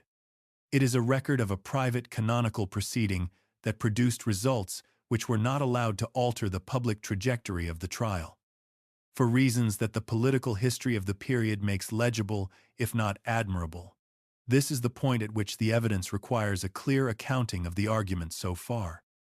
Before the story continues, what has been established across the preceding chapters is this: the Templars built and maintained, over 2 centuries, a logistics and financial network of genuine sophistication, operating across a geographic range that gave them operational knowledge of the Mediterranean world that was more detailed and practically oriented than what the dominant cartographic tradition of their era recorded. They were headquartered for a century in the most commercially complex city of the medieval Mediterranean, embedded in an environment where the geographic knowledge traditions of the Latin, Byzantine, and Islamic worlds were all in active use. They relocated under pressure to Cyprus in 1291, carrying with them what they could preserve from that century of accumulation. They were dissolved in a process that was legally and institutionally complex. managed at the highest levels of both secular and ecclesiastical authority, and that produced a formal record which does not account for everything the organization possessed. What can be reasonably inferred from this, without overclaiming, is that an organization of this size, complexity, and duration does not simply cease to exist when a legal decree says it does. Its people go somewhere. Its practices are absorbed by the institutions that succeed it. Its knowledge passes into the hands of people and organizations positioned to receive and use it. What cannot be responsibly claimed, on the basis of available evidence, is that this process was directed by a secret plan. That specific knowledge was deliberately concealed from the authorities who dissolved the order. Or that any particular institution that came after the Templars can be shown to have inherited a defined body of Templar knowledge through a fully traceable chain of transmission. The evidence supports the general claim. It does not support the specific, dramatic version of it. Complex institutional processes leave different residues than sudden violent destruction. This is an observation about how institutions work generally, not a claim about any specific Templar action. The remaining chapters follow those residues, as honestly as the evidence permits, into the institutions that came after. Think about what it means to inherit an organization rather than just its assets. Picture a Templar commandery master somewhere in southern France, in the spring of 1313. He is perhaps 50 years old. He has spent 30 years inside the Templar system, the last 12 managing a house on one of the routes connecting the Mediterranean coast to the Rhone Valley. He knows which suppliers along that route can be trusted and which require advance payment. He knows which stretch of road floods after heavy rain in February and which alternative path adds 2 days to a journey but avoids the problem entirely. He knows the name of the harbor master at the port his order has used for a generation. And he knows that man's particular requirements for expediting a cargo that needs to move quickly. None of that is written down anywhere. It is in him. When the dissolution proceedings conclude, and he is absorbed into the Knights Hospitaller along with his house and its contents, the formal transfer document records the building, the land, the financial instruments, the livestock, and the liturgical objects. It does not record what he knows. That knowledge moves with him into the Hospitaller system because it cannot be separated from the person who holds it. This is the inheritance problem that the Knights Hospitaller faced when they absorbed the Templar dissolution. The Hospitallers were the obvious institutional beneficiaries of the Templar suppression. Founded in Jerusalem in the mid-11th century, predating the Templars by several decades, they had operated alongside the Templars throughout the Crusader period, sometimes cooperatively and sometimes in sharp competition for resources, recruits, and influence. They had survived the fall of Acre in 1291 and, in a move of considerable strategic boldness, had conquered the island of Rhodes from its Byzantine rulers in 1306 and 1307, establishing there a base they would hold for over 2 centuries. The Council of Vienne's direction in 1312 to transfer Templar properties to the Hospitallers was institutionally logical.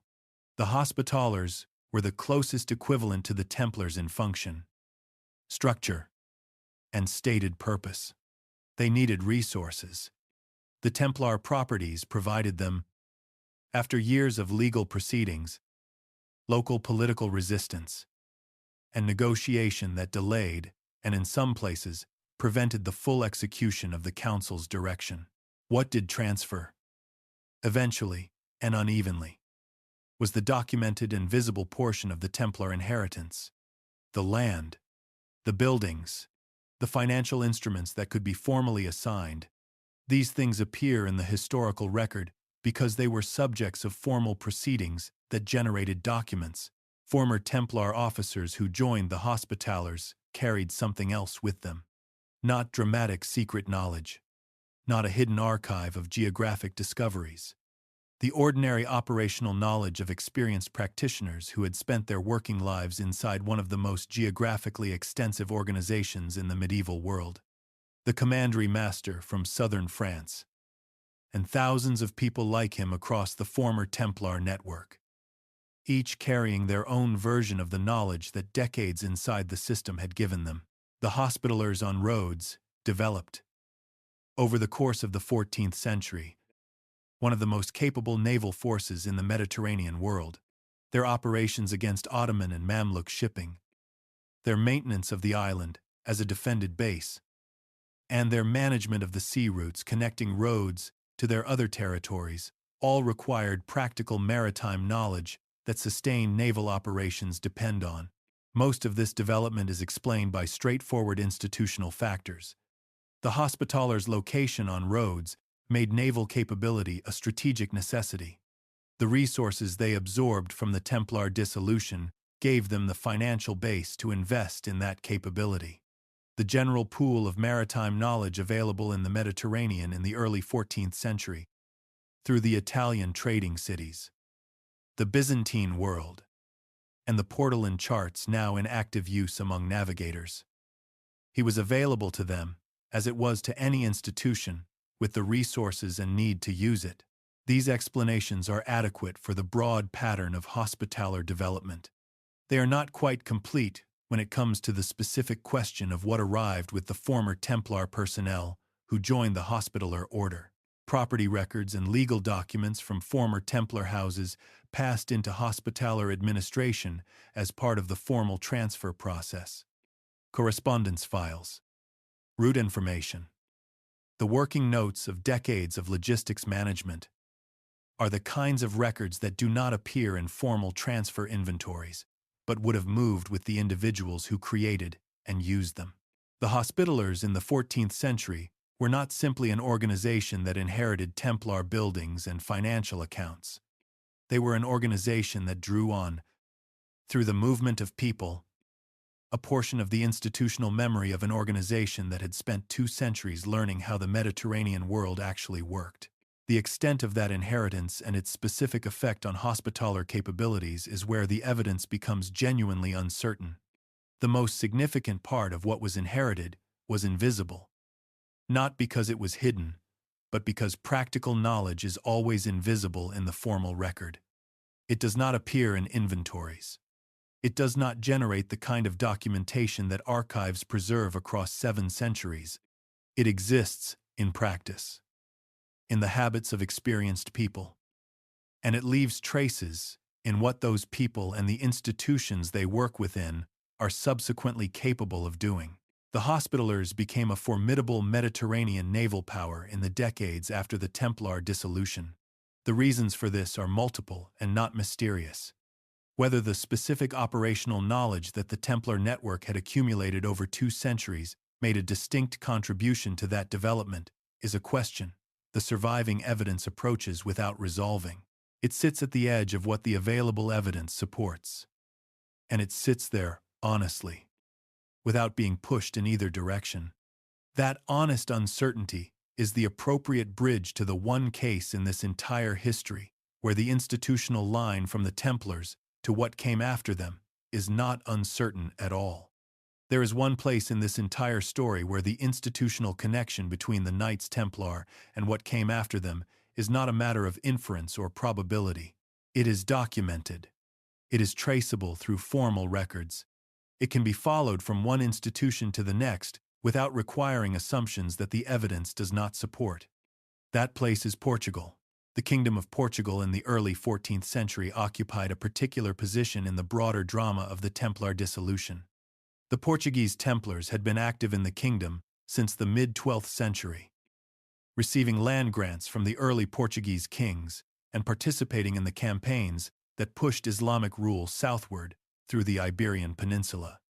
By 1307, the Portuguese branch of the order held significant territories, maintained several major fortifications, and had developed deep institutional roots in the kingdom's military and administrative life. When the arrest orders of October 1307 reached Portugal, the response of King Denis I was different from that of Philip IV of France, in ways that illuminate the contrast between a king who wanted to destroy an institution and a king who wanted to preserve what it represented. Denis I conducted the proceedings that the Council of Vienne required, but he did so in a manner that contemporary observers and later historians have characterized as deliberately measured. The Portuguese inquisitorial proceedings produced far fewer confessions than the French ones. The Portuguese Templars were, for the most part, found not guilty of the specific charges of heresy. Their properties were formally seized, as the council directed, but they were not subjected to the systematic destruction that accompanied the French proceedings. Then Denis I did something no other European monarch did. In 1319, 7 years after the Council of Vienne dissolved the Templar order, Denis petitioned Pope John XXII to authorize the creation of a new military order in Portugal. The new order would be called the Order of Christ. It would be headquartered at Tomar, in central Portugal, which had been the primary seat of the Templar order in Portugal for over a century. It would be staffed in significant part by surviving former members of the Portuguese Templars. It would receive, as its endowment, many of the properties that had belonged to the Portuguese Templars and that had passed through the formal dissolution proceedings. Pope John XXII granted the petition. The Order of Christ was formally established in 1319. What this represented was one of the clearest cases of deliberate institutional continuity in the entire Templar afterlife. Many of the same men, living in the same buildings, managing much of the same property, operating under a new name and a new formal charter, but within an institutional structure built on the foundation of what had existed before. The Order of Christ was a new legal entity with its own papal authorization and its own charter. The people inside it, the symbolic center at Tomar, and the accumulated institutional memory they carried were a direct inheritance from the Portuguese branch of the order it had succeeded. Denis I understood exactly what he was doing. He was preserving, within the legal framework that the dissolution had created, the institutional reality that the dissolution was supposed to have ended. He did this by working within the system, obtaining papal authorization for the new order rather than simply refusing to implement the dissolution. And by framing the continuity in terms that Rome found acceptable, the Order of Christ inherited not just properties and personnel, but institutional memory. The practices, the administrative structures, the accumulated knowledge of an organization that had been operating in the Iberian Peninsula for a century and a half. This inheritance was not invisible in the way that the Hospitaller inheritance was invisible. It was formal, documented, and deliberate. What the Order of Christ did with that inheritance over the following century is the part of this story that connects the Templars to the age of exploration without requiring any inference at all. The order grew steadily in wealth and influence throughout the late 14th and early 15th centuries. Its properties in central Portugal generated revenues that made it one of the most significant financial institutions in the kingdom. Its military function continued in the final campaigns against Islamic presence in the Iberian Peninsula and, as those campaigns concluded in Portugal, began to focus on a new strategic horizon. The sea, Prince Henry of Portugal, known to later history as Henry the Navigator, became administrator of the Order of Christ in 1420. He was the third son of King John I of Portugal, a prince without the direct line of succession but with access, through the Order of Christ, to financial resources and an institutional infrastructure whose roots ran back through the Templar inheritance to the 12th century. The connection between the Order of Christ and the Portuguese voyages of exploration is documented in financial records, administrative correspondence, and the formal authorizations that accompanied those voyages. The Order of Christ became one of the institutions whose revenues, symbols, and administrative structures were deeply connected to the Portuguese exploration program. The caravels that Henry sent south along the African coast in the 1420s, 1430s, and 1440s drew on the institutional capabilities of an order that had been managing complex logistics operations since the 12th century. The cross that appeared on the sails of Portuguese exploration vessels, the Red Cross of the Order of Christ, was not simply a religious symbol. It was an institutional marker, identifying the voyages as operations connected to an organization whose roots ran directly back to the Templars of the 12th century. Portuguese exploration vessels, including those of the later India route, sailed under the cross associated with the Order of Christ. The formal authorizations for those voyages came from the Portuguese crown, but the institutional infrastructure that made them possible was deeply connected to an order whose line of institutional succession ran from the Templars of the 12th century through the Portuguese dissolution proceedings of 1312 and 1319, through a century of property management and financial accumulation, to the harbors from which those fleets departed. The question this documented history raises, legitimately rather than speculatively, is what the institutional inheritance actually contained in terms of geographic knowledge. The Order of Christ in 1420 was an institution with roots running back to the Portuguese Templars of the 12th century. The Portuguese Templars had been part of an international organization operating, at its height, from Scotland to Syria, maintaining a logistics network connecting the Atlantic coast of Europe to the eastern Mediterranean. Headquartered for a century in the most commercially complex city of the medieval Mediterranean world, the institutional memory of that organization, carried through the dissolution into the Order of Christ by people who had constituted the Portuguese Templars, included knowledge of the Atlantic coast of the Iberian Peninsula and northern Africa that the Templar network had accumulated through its operations along those routes. Whether this knowledge made a specific and traceable contribution to the Portuguese decision to explore the African coast systematically is a question the evidence approaches, but does not definitively close. What the evidence does close, definitively and without requiring any inference beyond the documented facts, is the question of institutional connection. The line from Hugh de Payens presenting himself to Baldwin II in Jerusalem in 1119, to Portuguese exploration vessels sailing under the cross of the Order of Christ toward the coast of Africa and beyond, passes through institutions whose connections to each other are documented, formal, and traceable. That line is not a theory. It is a fact of institutional history, and it is the clearest line this story has to offer. In 1513, a naval officer and cartographer in the service of the Ottoman Empire completed a map that would not become widely known to the world outside Ottoman archives for another 400 years. The officer's name was Piri Reis. The title Reis means admiral or captain in Ottoman Turkish, and Piri had earned it through a career at sea that included participation in Ottoman campaigns in the eastern Mediterranean and service as a naval commander in operations, extending Ottoman power across the region. He was also, by the evidence of the work he produced, a serious student of geography and cartography, a man who understood that maps were tools of power as much as tools of navigation. The map he completed in 1513 survives as a fragment, roughly a third of what was originally a much larger representation of the world. The surviving portion depicts the Atlantic Ocean, the western coasts of Europe and Africa, and the eastern coasts of what appears to be the Americas, along with portions of what may represent South America, extending southward.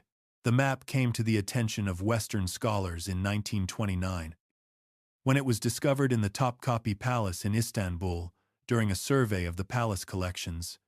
Its discovery generated immediate scholarly interest, partly because of its age, partly because of the geographic information it contained, and partly because of the annotations Piri Reis had written on the map itself.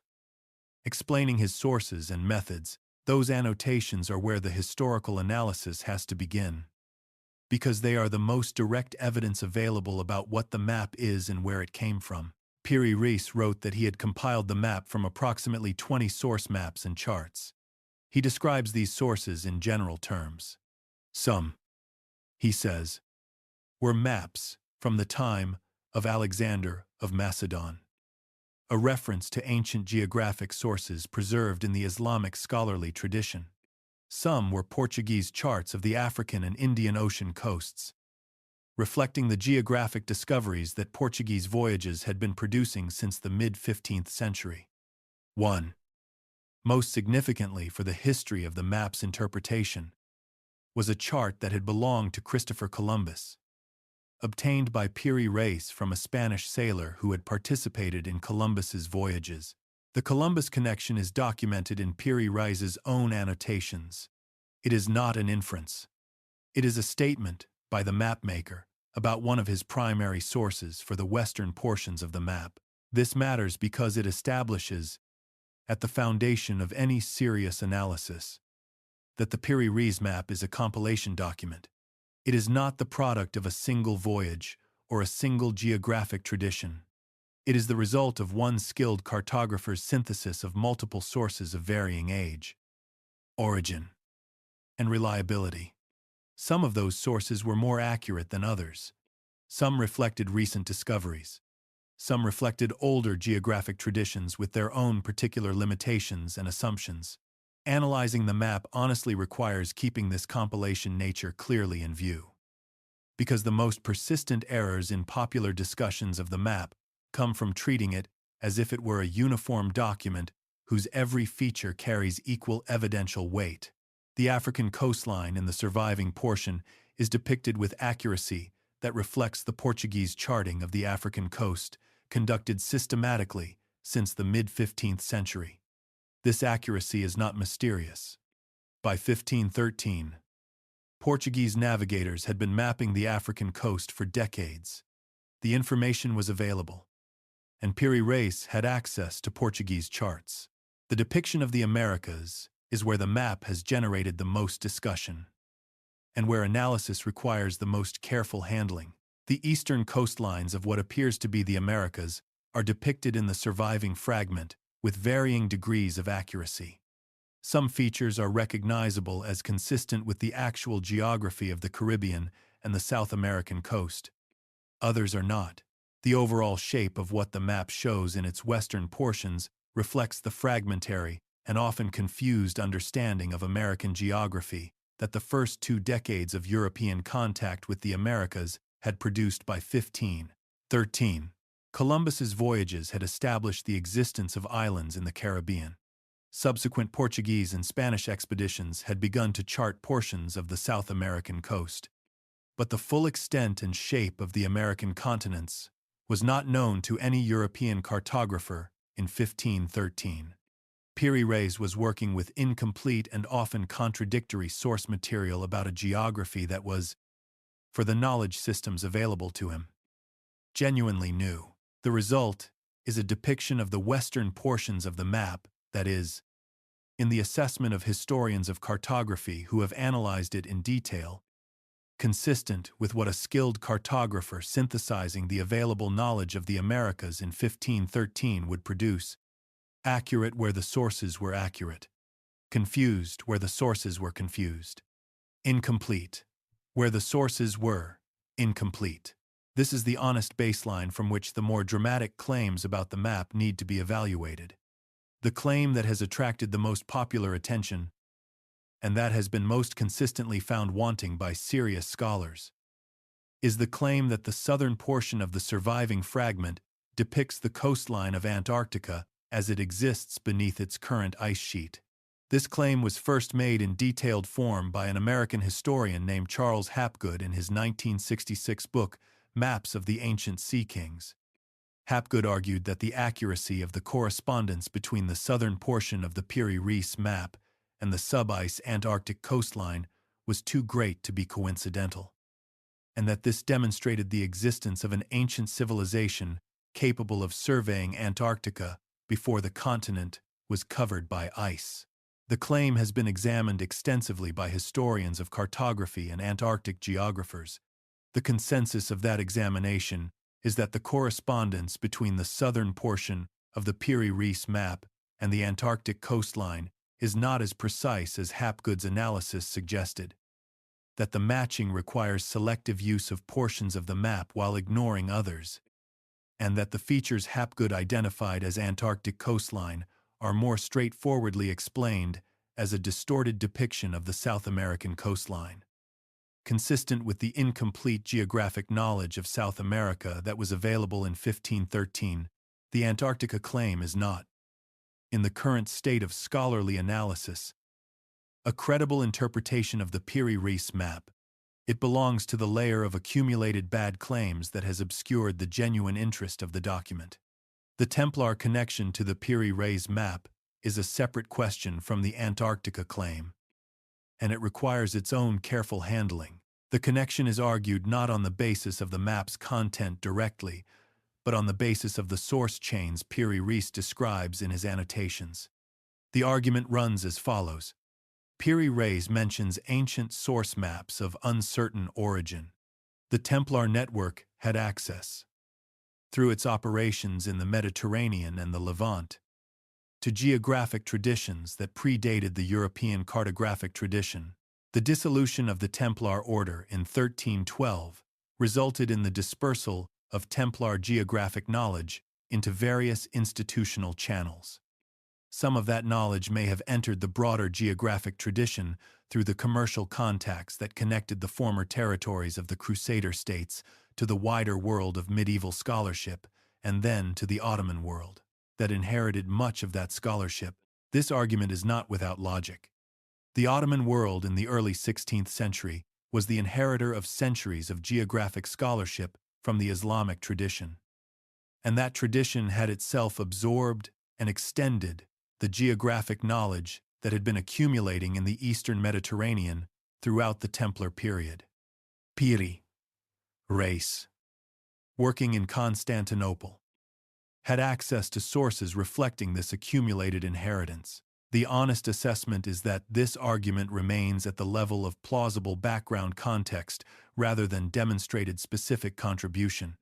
The chain from Templar knowledge to Piri Reis map requires several steps that the evidence does not document directly.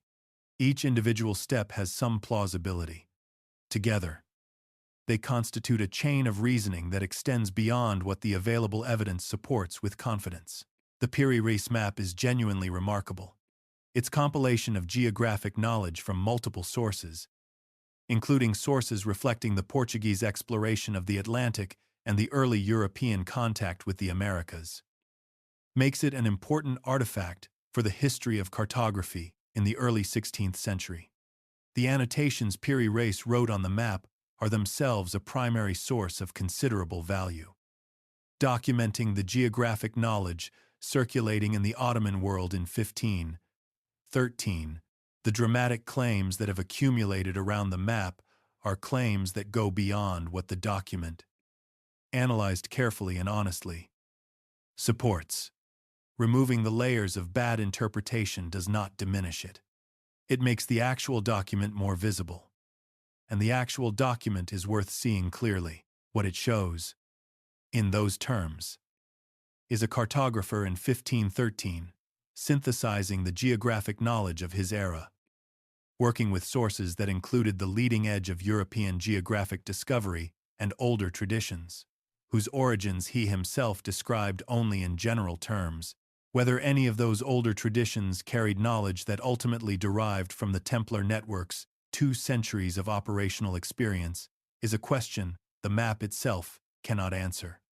The map survives. The annotations survive. The full chain of sources does not.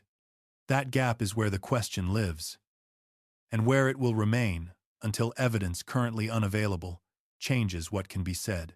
The port of La Rochelle sits on the Atlantic coast of France, roughly halfway between the Loire and the Gironde, sheltered behind a pair of medieval towers that still stand at the entrance to the old harbor. In the early 14th century, it was one of the most active commercial ports on the Atlantic seaboard of Europe. Wine from the vineyards of Poitou and Saintonge moved through its harbor in quantities that made it a primary export point, connecting southwestern France to the markets of England and Flanders. The harbor was well protected. The commercial infrastructure was established, and the town had grown through the 12th and 13th centuries into a significant regional center. The Templars had a presence in La Rochelle proportional to its commercial importance. A Templar house in the town, properties in the surrounding region, an administrative presence connected to the broader network of Templar operations along the Atlantic coast. The Atlantic routes were not the primary theater of Templar military operations, which had always been focused on the Mediterranean and the routes to the Latin kingdom, but they were commercially significant, and the Templar network's financial operations required a presence in the major commercial centers of every region where the order held property and conducted business. This is the documented reality of the Templar presence at La Rochelle. It is not dramatic. It is the ordinary picture of a major institution maintaining a presence in a commercially important port. The legend is considerably more dramatic. According to accounts that developed in the centuries following the Templar dissolution, a fleet of Templar ships was moored at La Rochelle on the night of October 12, 1307, loaded with the order's treasure, its sacred relics, and its most important documents. When the arrests began in the early hours of October 13th, the fleet sailed before dawn and was never seen again. Where it went, the legend answers in multiple, incompatible ways. To Scotland, where it supposedly aided Robert the Bruce at the Battle of Bannockburn in 1314, and where its cargo supposedly became the foundation of Scottish Freemasonry. To Nova Scotia, where its cargo supposedly lies buried at the Oak Island site. To Portugal, where it supposedly became the financial foundation of the Order of Christ in the Portuguese voyages. The geographic range of these claimed destinations and their mutual incompatibility is itself a useful signal about the legend's relationship to evidence. These accounts are not ancient. They do not appear in sources contemporary with the Templar dissolution. They develop in the 17th, 18th, and 19th centuries, accumulating detail and elaboration as they circulate, repeating and amplifying each other in the pattern that historians of legend formation recognize as growth through transmission rather than growth through documentation. The serious historical questions about La Rochelle are more modest than the legend's questions, and more genuinely uncertain. The arrest operation of October 13th, 1307 was coordinated across France through sealed orders distributed in advance to royal officers in each region. The documentation generated by the arrests varies in its completeness across different parts of the country. The records from La Rochelle are among the less complete in the surviving documentation of the operation. The inventories of what was seized at the La Rochelle Templar house, what was found in the harbor, and what the arrested brothers said in their examinations are not as detailed or as well preserved as the records from locations like the Paris Temple. This incompleteness is a real feature of the archival situation. It is not, by itself, evidence of anything beyond the ordinary attrition of medieval documentary survival over 7 centuries. Did the Templars maintain vessels at La Rochelle in 1307? The Templar network did use Atlantic shipping for its commercial operations, and La Rochelle was a significant node in those operations. The specific question of what vessels were in the harbor on October 13th, 1307, and what happened to them, is not answered by the surviving documentation. Does the absence of seized vessels in the La Rochelle arrest records indicate that vessels departed before the arrests? This is the question the legend builds its narrative on. And the honest answer is that the documentary record does not support a confident conclusion in either direction. The absence might reflect departed vessels. It might reflect incomplete record survival. It might reflect vessels at sea on ordinary commercial business and not in port on the day of the arrests. The surviving record does not distinguish between these possibilities. Is there any primary source documentation contemporary with the arrests that describes a Templar fleet at La Rochelle, its departure, its cargo, or its destination? The answer is no. The accounts of a fleet departing La Rochelle on the night of October 12th appear in sources centuries removed from the events they claim to describe. They do not cite contemporary documentation. They repeat and elaborate on each other in the pattern of myth formation rather than historical transmission. The absence of any contemporary source describing the fleet's departure is significant in a specific way. The arrest operation generated substantial documentation. Royal officers were required to report on what they had found. If a significant fleet had sailed from a major French port on the eve of a royal operation specifically targeting an order with maritime assets, this would have been a notable event of the kind that typically generates documentation. The absence of any such documentation in the contemporary record is not conclusive. But it is a meaningful absence, in a way that the general incompleteness of the La Rochelle records is not. The legend of the La Rochelle fleet represents a response to a genuine historical puzzle. The puzzle is that the Templar dissolution did not produce, in the documented record, the centralized treasury and accumulated assets that an organization of the Templars' size and wealth should in principle have held. The legend of the fleet is one way of explaining that gap, but explaining a gap by filling it with a story whose elements are undocumented is not historical analysis. It is narrative satisfaction, which serves a different purpose and should not be mistaken for the other. The gap is real. Its shape is noted. What it contained is unknown. And the legend that grew to fill it tells us more about the needs of the centuries that produced it than about the night it claims to describe. The village of Rosslyn sits in a shallow river valley in Midlothian, roughly 7 miles south of Edinburgh, in a landscape of old woodland and sandstone outcrops that the Esk River has been cutting through for longer than anyone has kept records. The chapel that stands at its edge was begun in 1446 and substantially completed by 1484.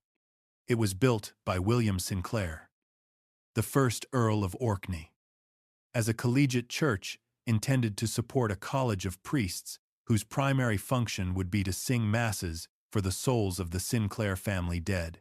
It is one of the most elaborately carved stone interiors in Scotland.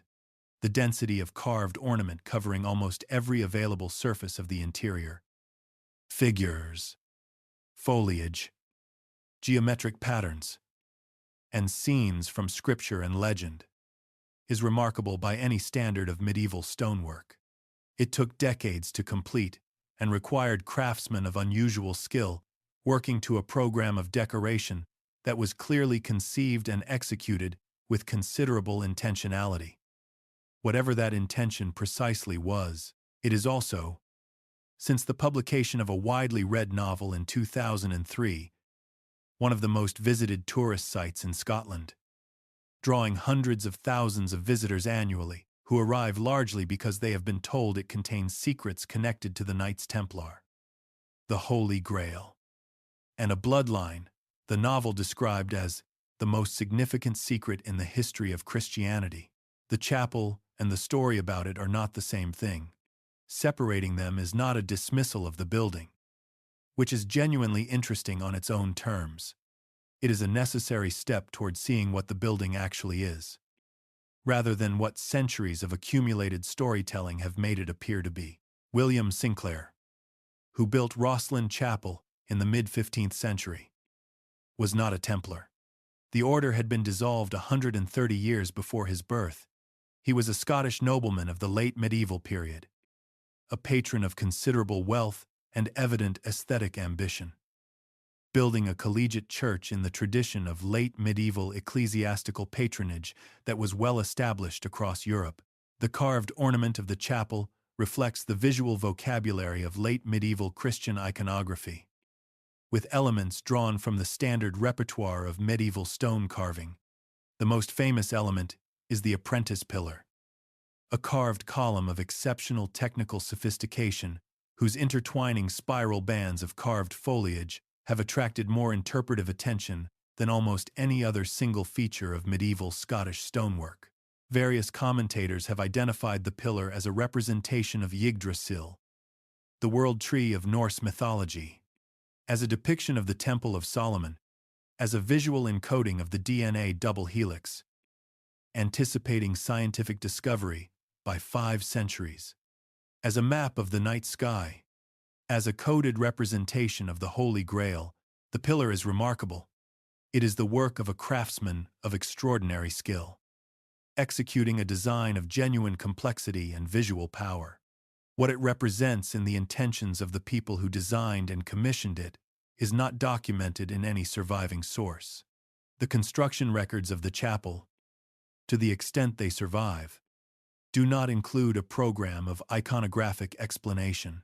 This absence of documentation is not evidence that the symbolism is secretly encoded. It is the ordinary condition of most medieval decorative programs, which were rarely accompanied by written explanations and whose specific iconographic logic, where it can be recovered at all, is recovered through patient scholarly analysis, comparing the imagery to the documented visual traditions of the period and region. That scholarly analysis, conducted by historians of medieval art and architecture, finds Rosslyn Chapel to be an unusual but not inexplicable example of late medieval ecclesiastical patronage, unusual in the density of its carved ornament, attacks in its iconographic program, significant as a work of late medieval art. Its interest does not depend on any connection to the Templars, and the evidence for a genuine institutional connection between the Sinclair family and the Templar order is not there in the documentary record. The connection between Freemasonry and the Templars, which is how Rosslyn entered the broader mythological landscape that the 2003 novel drew on, is a subject of genuine historical complexity. What is relevant here is that the process by which Rosslyn became identified as a Templar site is a process of tradition formation that can be dated and traced, and that dates primarily from the 18th century. At that time, Freemasonry as an institution was seeking historical legitimacy by connecting itself to ancient operative traditions and, through those traditions, to the military orders of the medieval period. Rosslyn was available, visually striking, old enough, and associated with a family that had connections to broader Scottish traditions around Templar memory. It entered the myth at that point, not because of evidence connecting it to the Templars, but because of the cultural needs of the era that connected it. The Templar myth that developed in the centuries after the dissolution served real functions for the people who built and maintained it. It provided a lineage of secret knowledge that new institutions could claim. It provided a narrative of persecution and hidden survival that appealed to communities in conflict with established authority. It provided a supply of exotic symbolism and dramatic narrative that popular culture has found endlessly renewable. Now consider what the existence of that myth actually tells us. Beyond what it claims to tell us, the intensity of the myth-making around the Templars is itself historically significant. It is proportional to the genuine significance of what the Templars actually were. An organization that was genuinely unremarkable does not generate centuries of elaborate legend formation after its dissolution. The legends are a response to the reality of the institution, not evidence about it, but a response calibrated to its actual weight in the medieval world. The Templars were an organization of genuine historical significance, whose documented history is remarkable enough to sustain serious scholarly interest without embellishment. They built a logistics network connecting 3 continents. They operated at the intersection of the most sophisticated knowledge systems available in the medieval world. They were dissolved in a process whose complexity the Chinon parchment has only recently made visible. Their direct institutional successor became deeply connected to the Portuguese exploration program that reshaped European knowledge of Africa, the Atlantic, and the sea route to Asia. The legend that grew around them is not evidence of what they were. It is evidence of how large the gap was that their dissolution left behind, and the size of that gap is one of the most historically accurate things the legend inadvertently communicates. Rosslyn Chapel is a beautiful and genuinely complex building. The question of what its iconographic program means, in the specific context of 15th century Scotland, is a question serious scholarship is still working to answer. It is not a Templar building, but it is an extraordinarily useful place to stand when thinking about what the Templars actually were. Because the contrast between the documented institution and the legend built around it is nowhere more vivid than here.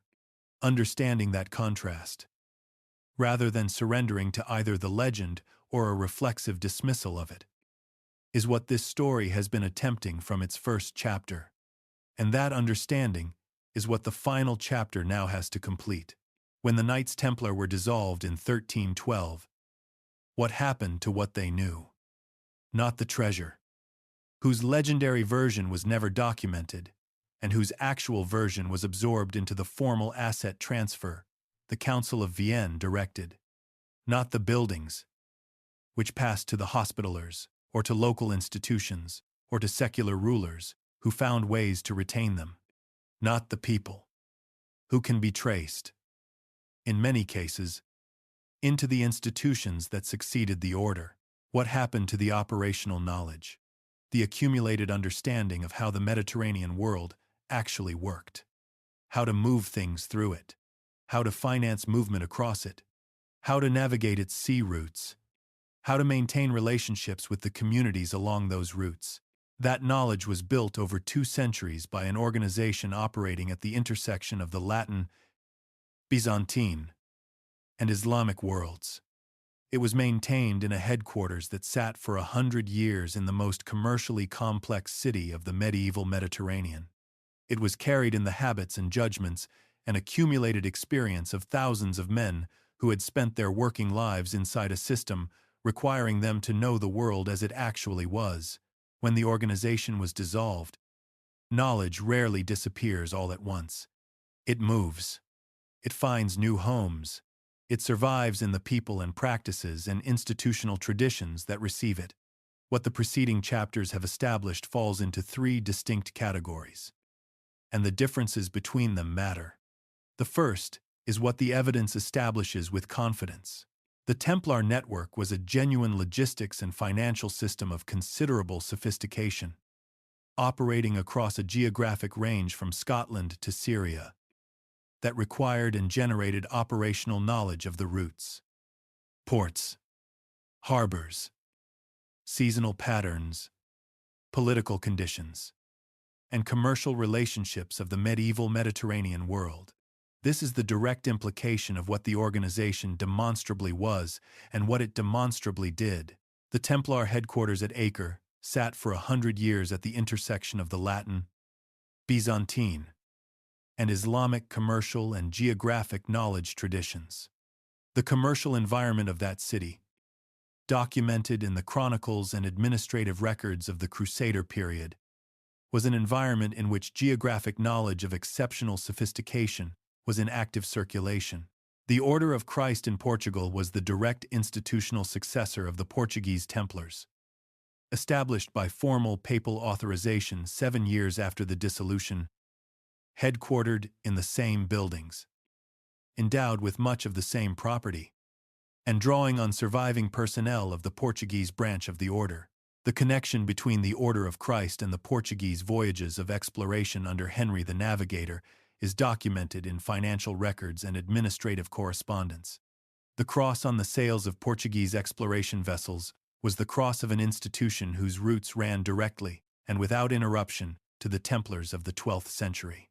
These are the things the evidence supports without requiring inference beyond what the documents show. The second category is what the evidence makes plausible without establishing with confidence. The portolan charts that appeared in the Mediterranean world in the late 13th and early 14th centuries contain a level of geographic precision whose origins remain genuinely uncertain. The Templar network was one of several institutional environments in which the practical maritime knowledge reflected in those charts was being accumulated during the relevant period. Whether the Templar contribution to that accumulation was distinct from what the Italian maritime communities were developing independently are questions the surviving evidence does not answer directly. The institutional inheritance of the Hospitallers included human capital, whose specific geographic and navigational components are not captured in any formal inventory. Whether this knowledge made a distinct and traceable contribution to the Hospitaller expansion as a Mediterranean naval power is a question the evidence approaches without resolving. These are the things the evidence makes plausible. They are worth taking seriously as historical questions. They are not worth treating as established facts. The third category is what the evidence does not support. The dramatic versions of the Templar legacy. The secret fleet sailing from La Rochelle with ancient treasure. The hidden archive beneath Rosslyn Chapel. The encoded maps leading to buried knowledge. The unbroken secret society maintaining Templar traditions across centuries. These are stories whose relationship to evidence is inverse to their cultural reach.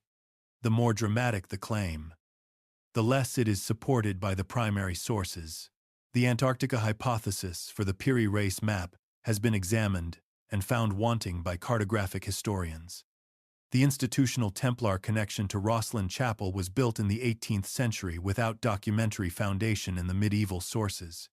The La Rochelle fleet exists in sources that postdate the events they describe by centuries and do not cite contemporary documentation.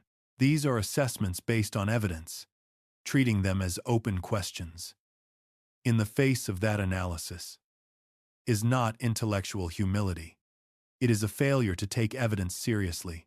The Templar knowledge that survived 1312 did not survive as a secret. It survived as a competence. The competence to move things across long distances through complex and contested geography. The competence to maintain financial systems across institutional boundaries. The competence to understand sea routes not as theological diagrams but as practical realities that required accurate knowledge of distances, depths, seasonal winds, and harbor conditions. That competence, carried in the people and practices the Templar dissolution dispersed into the institutions that followed, is present in the Portuguese caravels that rounded the Cape of Good Hope, in the portolan charts that guided Mediterranean navigation for 2 centuries, in the administrative traditions of the orders that drew on Templar personnel and turned them toward new purposes, an organization that built one of the most functional logistics networks in the medieval world, that operated for a century at the intersection of the most advanced geographic knowledge traditions available in that world, that was dissolved in a process whose institutional complexity the Chinon parchment has only recently made visible, and whose direct institutional successor became deeply connected to the Portuguese exploration program that reshaped European knowledge of Africa, the Atlantic, and the sea route to Asia, is an organization whose actual documented history is one of the most interesting stories in the medieval period. The maps they left behind were not hidden. They were not encoded. They were not buried under chapels or carried on secret fleets to distant harbors. They were absorbed into the institutions that succeeded the Templars, into the practices of the navigators who used the portolan charts, into the administrative traditions of the Order of Christ, into the accumulated geographic knowledge of the Portuguese exploration program that extended the boundaries of what the European world understood about its own planet. Some questions do not close cleanly. The question of exactly what the Templars knew, and exactly how much of it survived the dissolution in traceable forms, is one of them. These gaps may close. Archives are still being examined. Medieval documents are still being found in monastery libraries and private collections, and the deeper stacks of institutional archives that have not been fully catalogued. The Chinon parchment was sitting in the Vatican secret archive for nearly 700 years, before Barbara Frail found it misfiled in 2001. What else is sitting in archives around the world, waiting for the researcher with the right question and the patience to look, is genuinely unknown. The question the maps leave open is not a comfortable resting place. It does not offer the satisfaction of a solved mystery. What it offers instead is something that serious history always offers to the reader, willing to accept it on its own terms. An honest account of what the evidence shows. A clear distinction between what is established and what is inferred and what is unknown. A genuine engagement with the past, as it actually was. The Templars built something remarkable over 2 centuries. In conditions of sustained difficulty. Through the work of people whose individual contributions the historical record cannot fully recover. They were destroyed before they understood that destruction was coming. What they built did not disappear when they did. It went where knowledge always goes when the institutions that hold it are broken apart. Into the world that made it. And from there, in the vessels of the people and practices and institutional traditions that received it. Out across the waters that the Templars had spent 2 centuries learning to read. The knowledge passed into the world. It is still out there,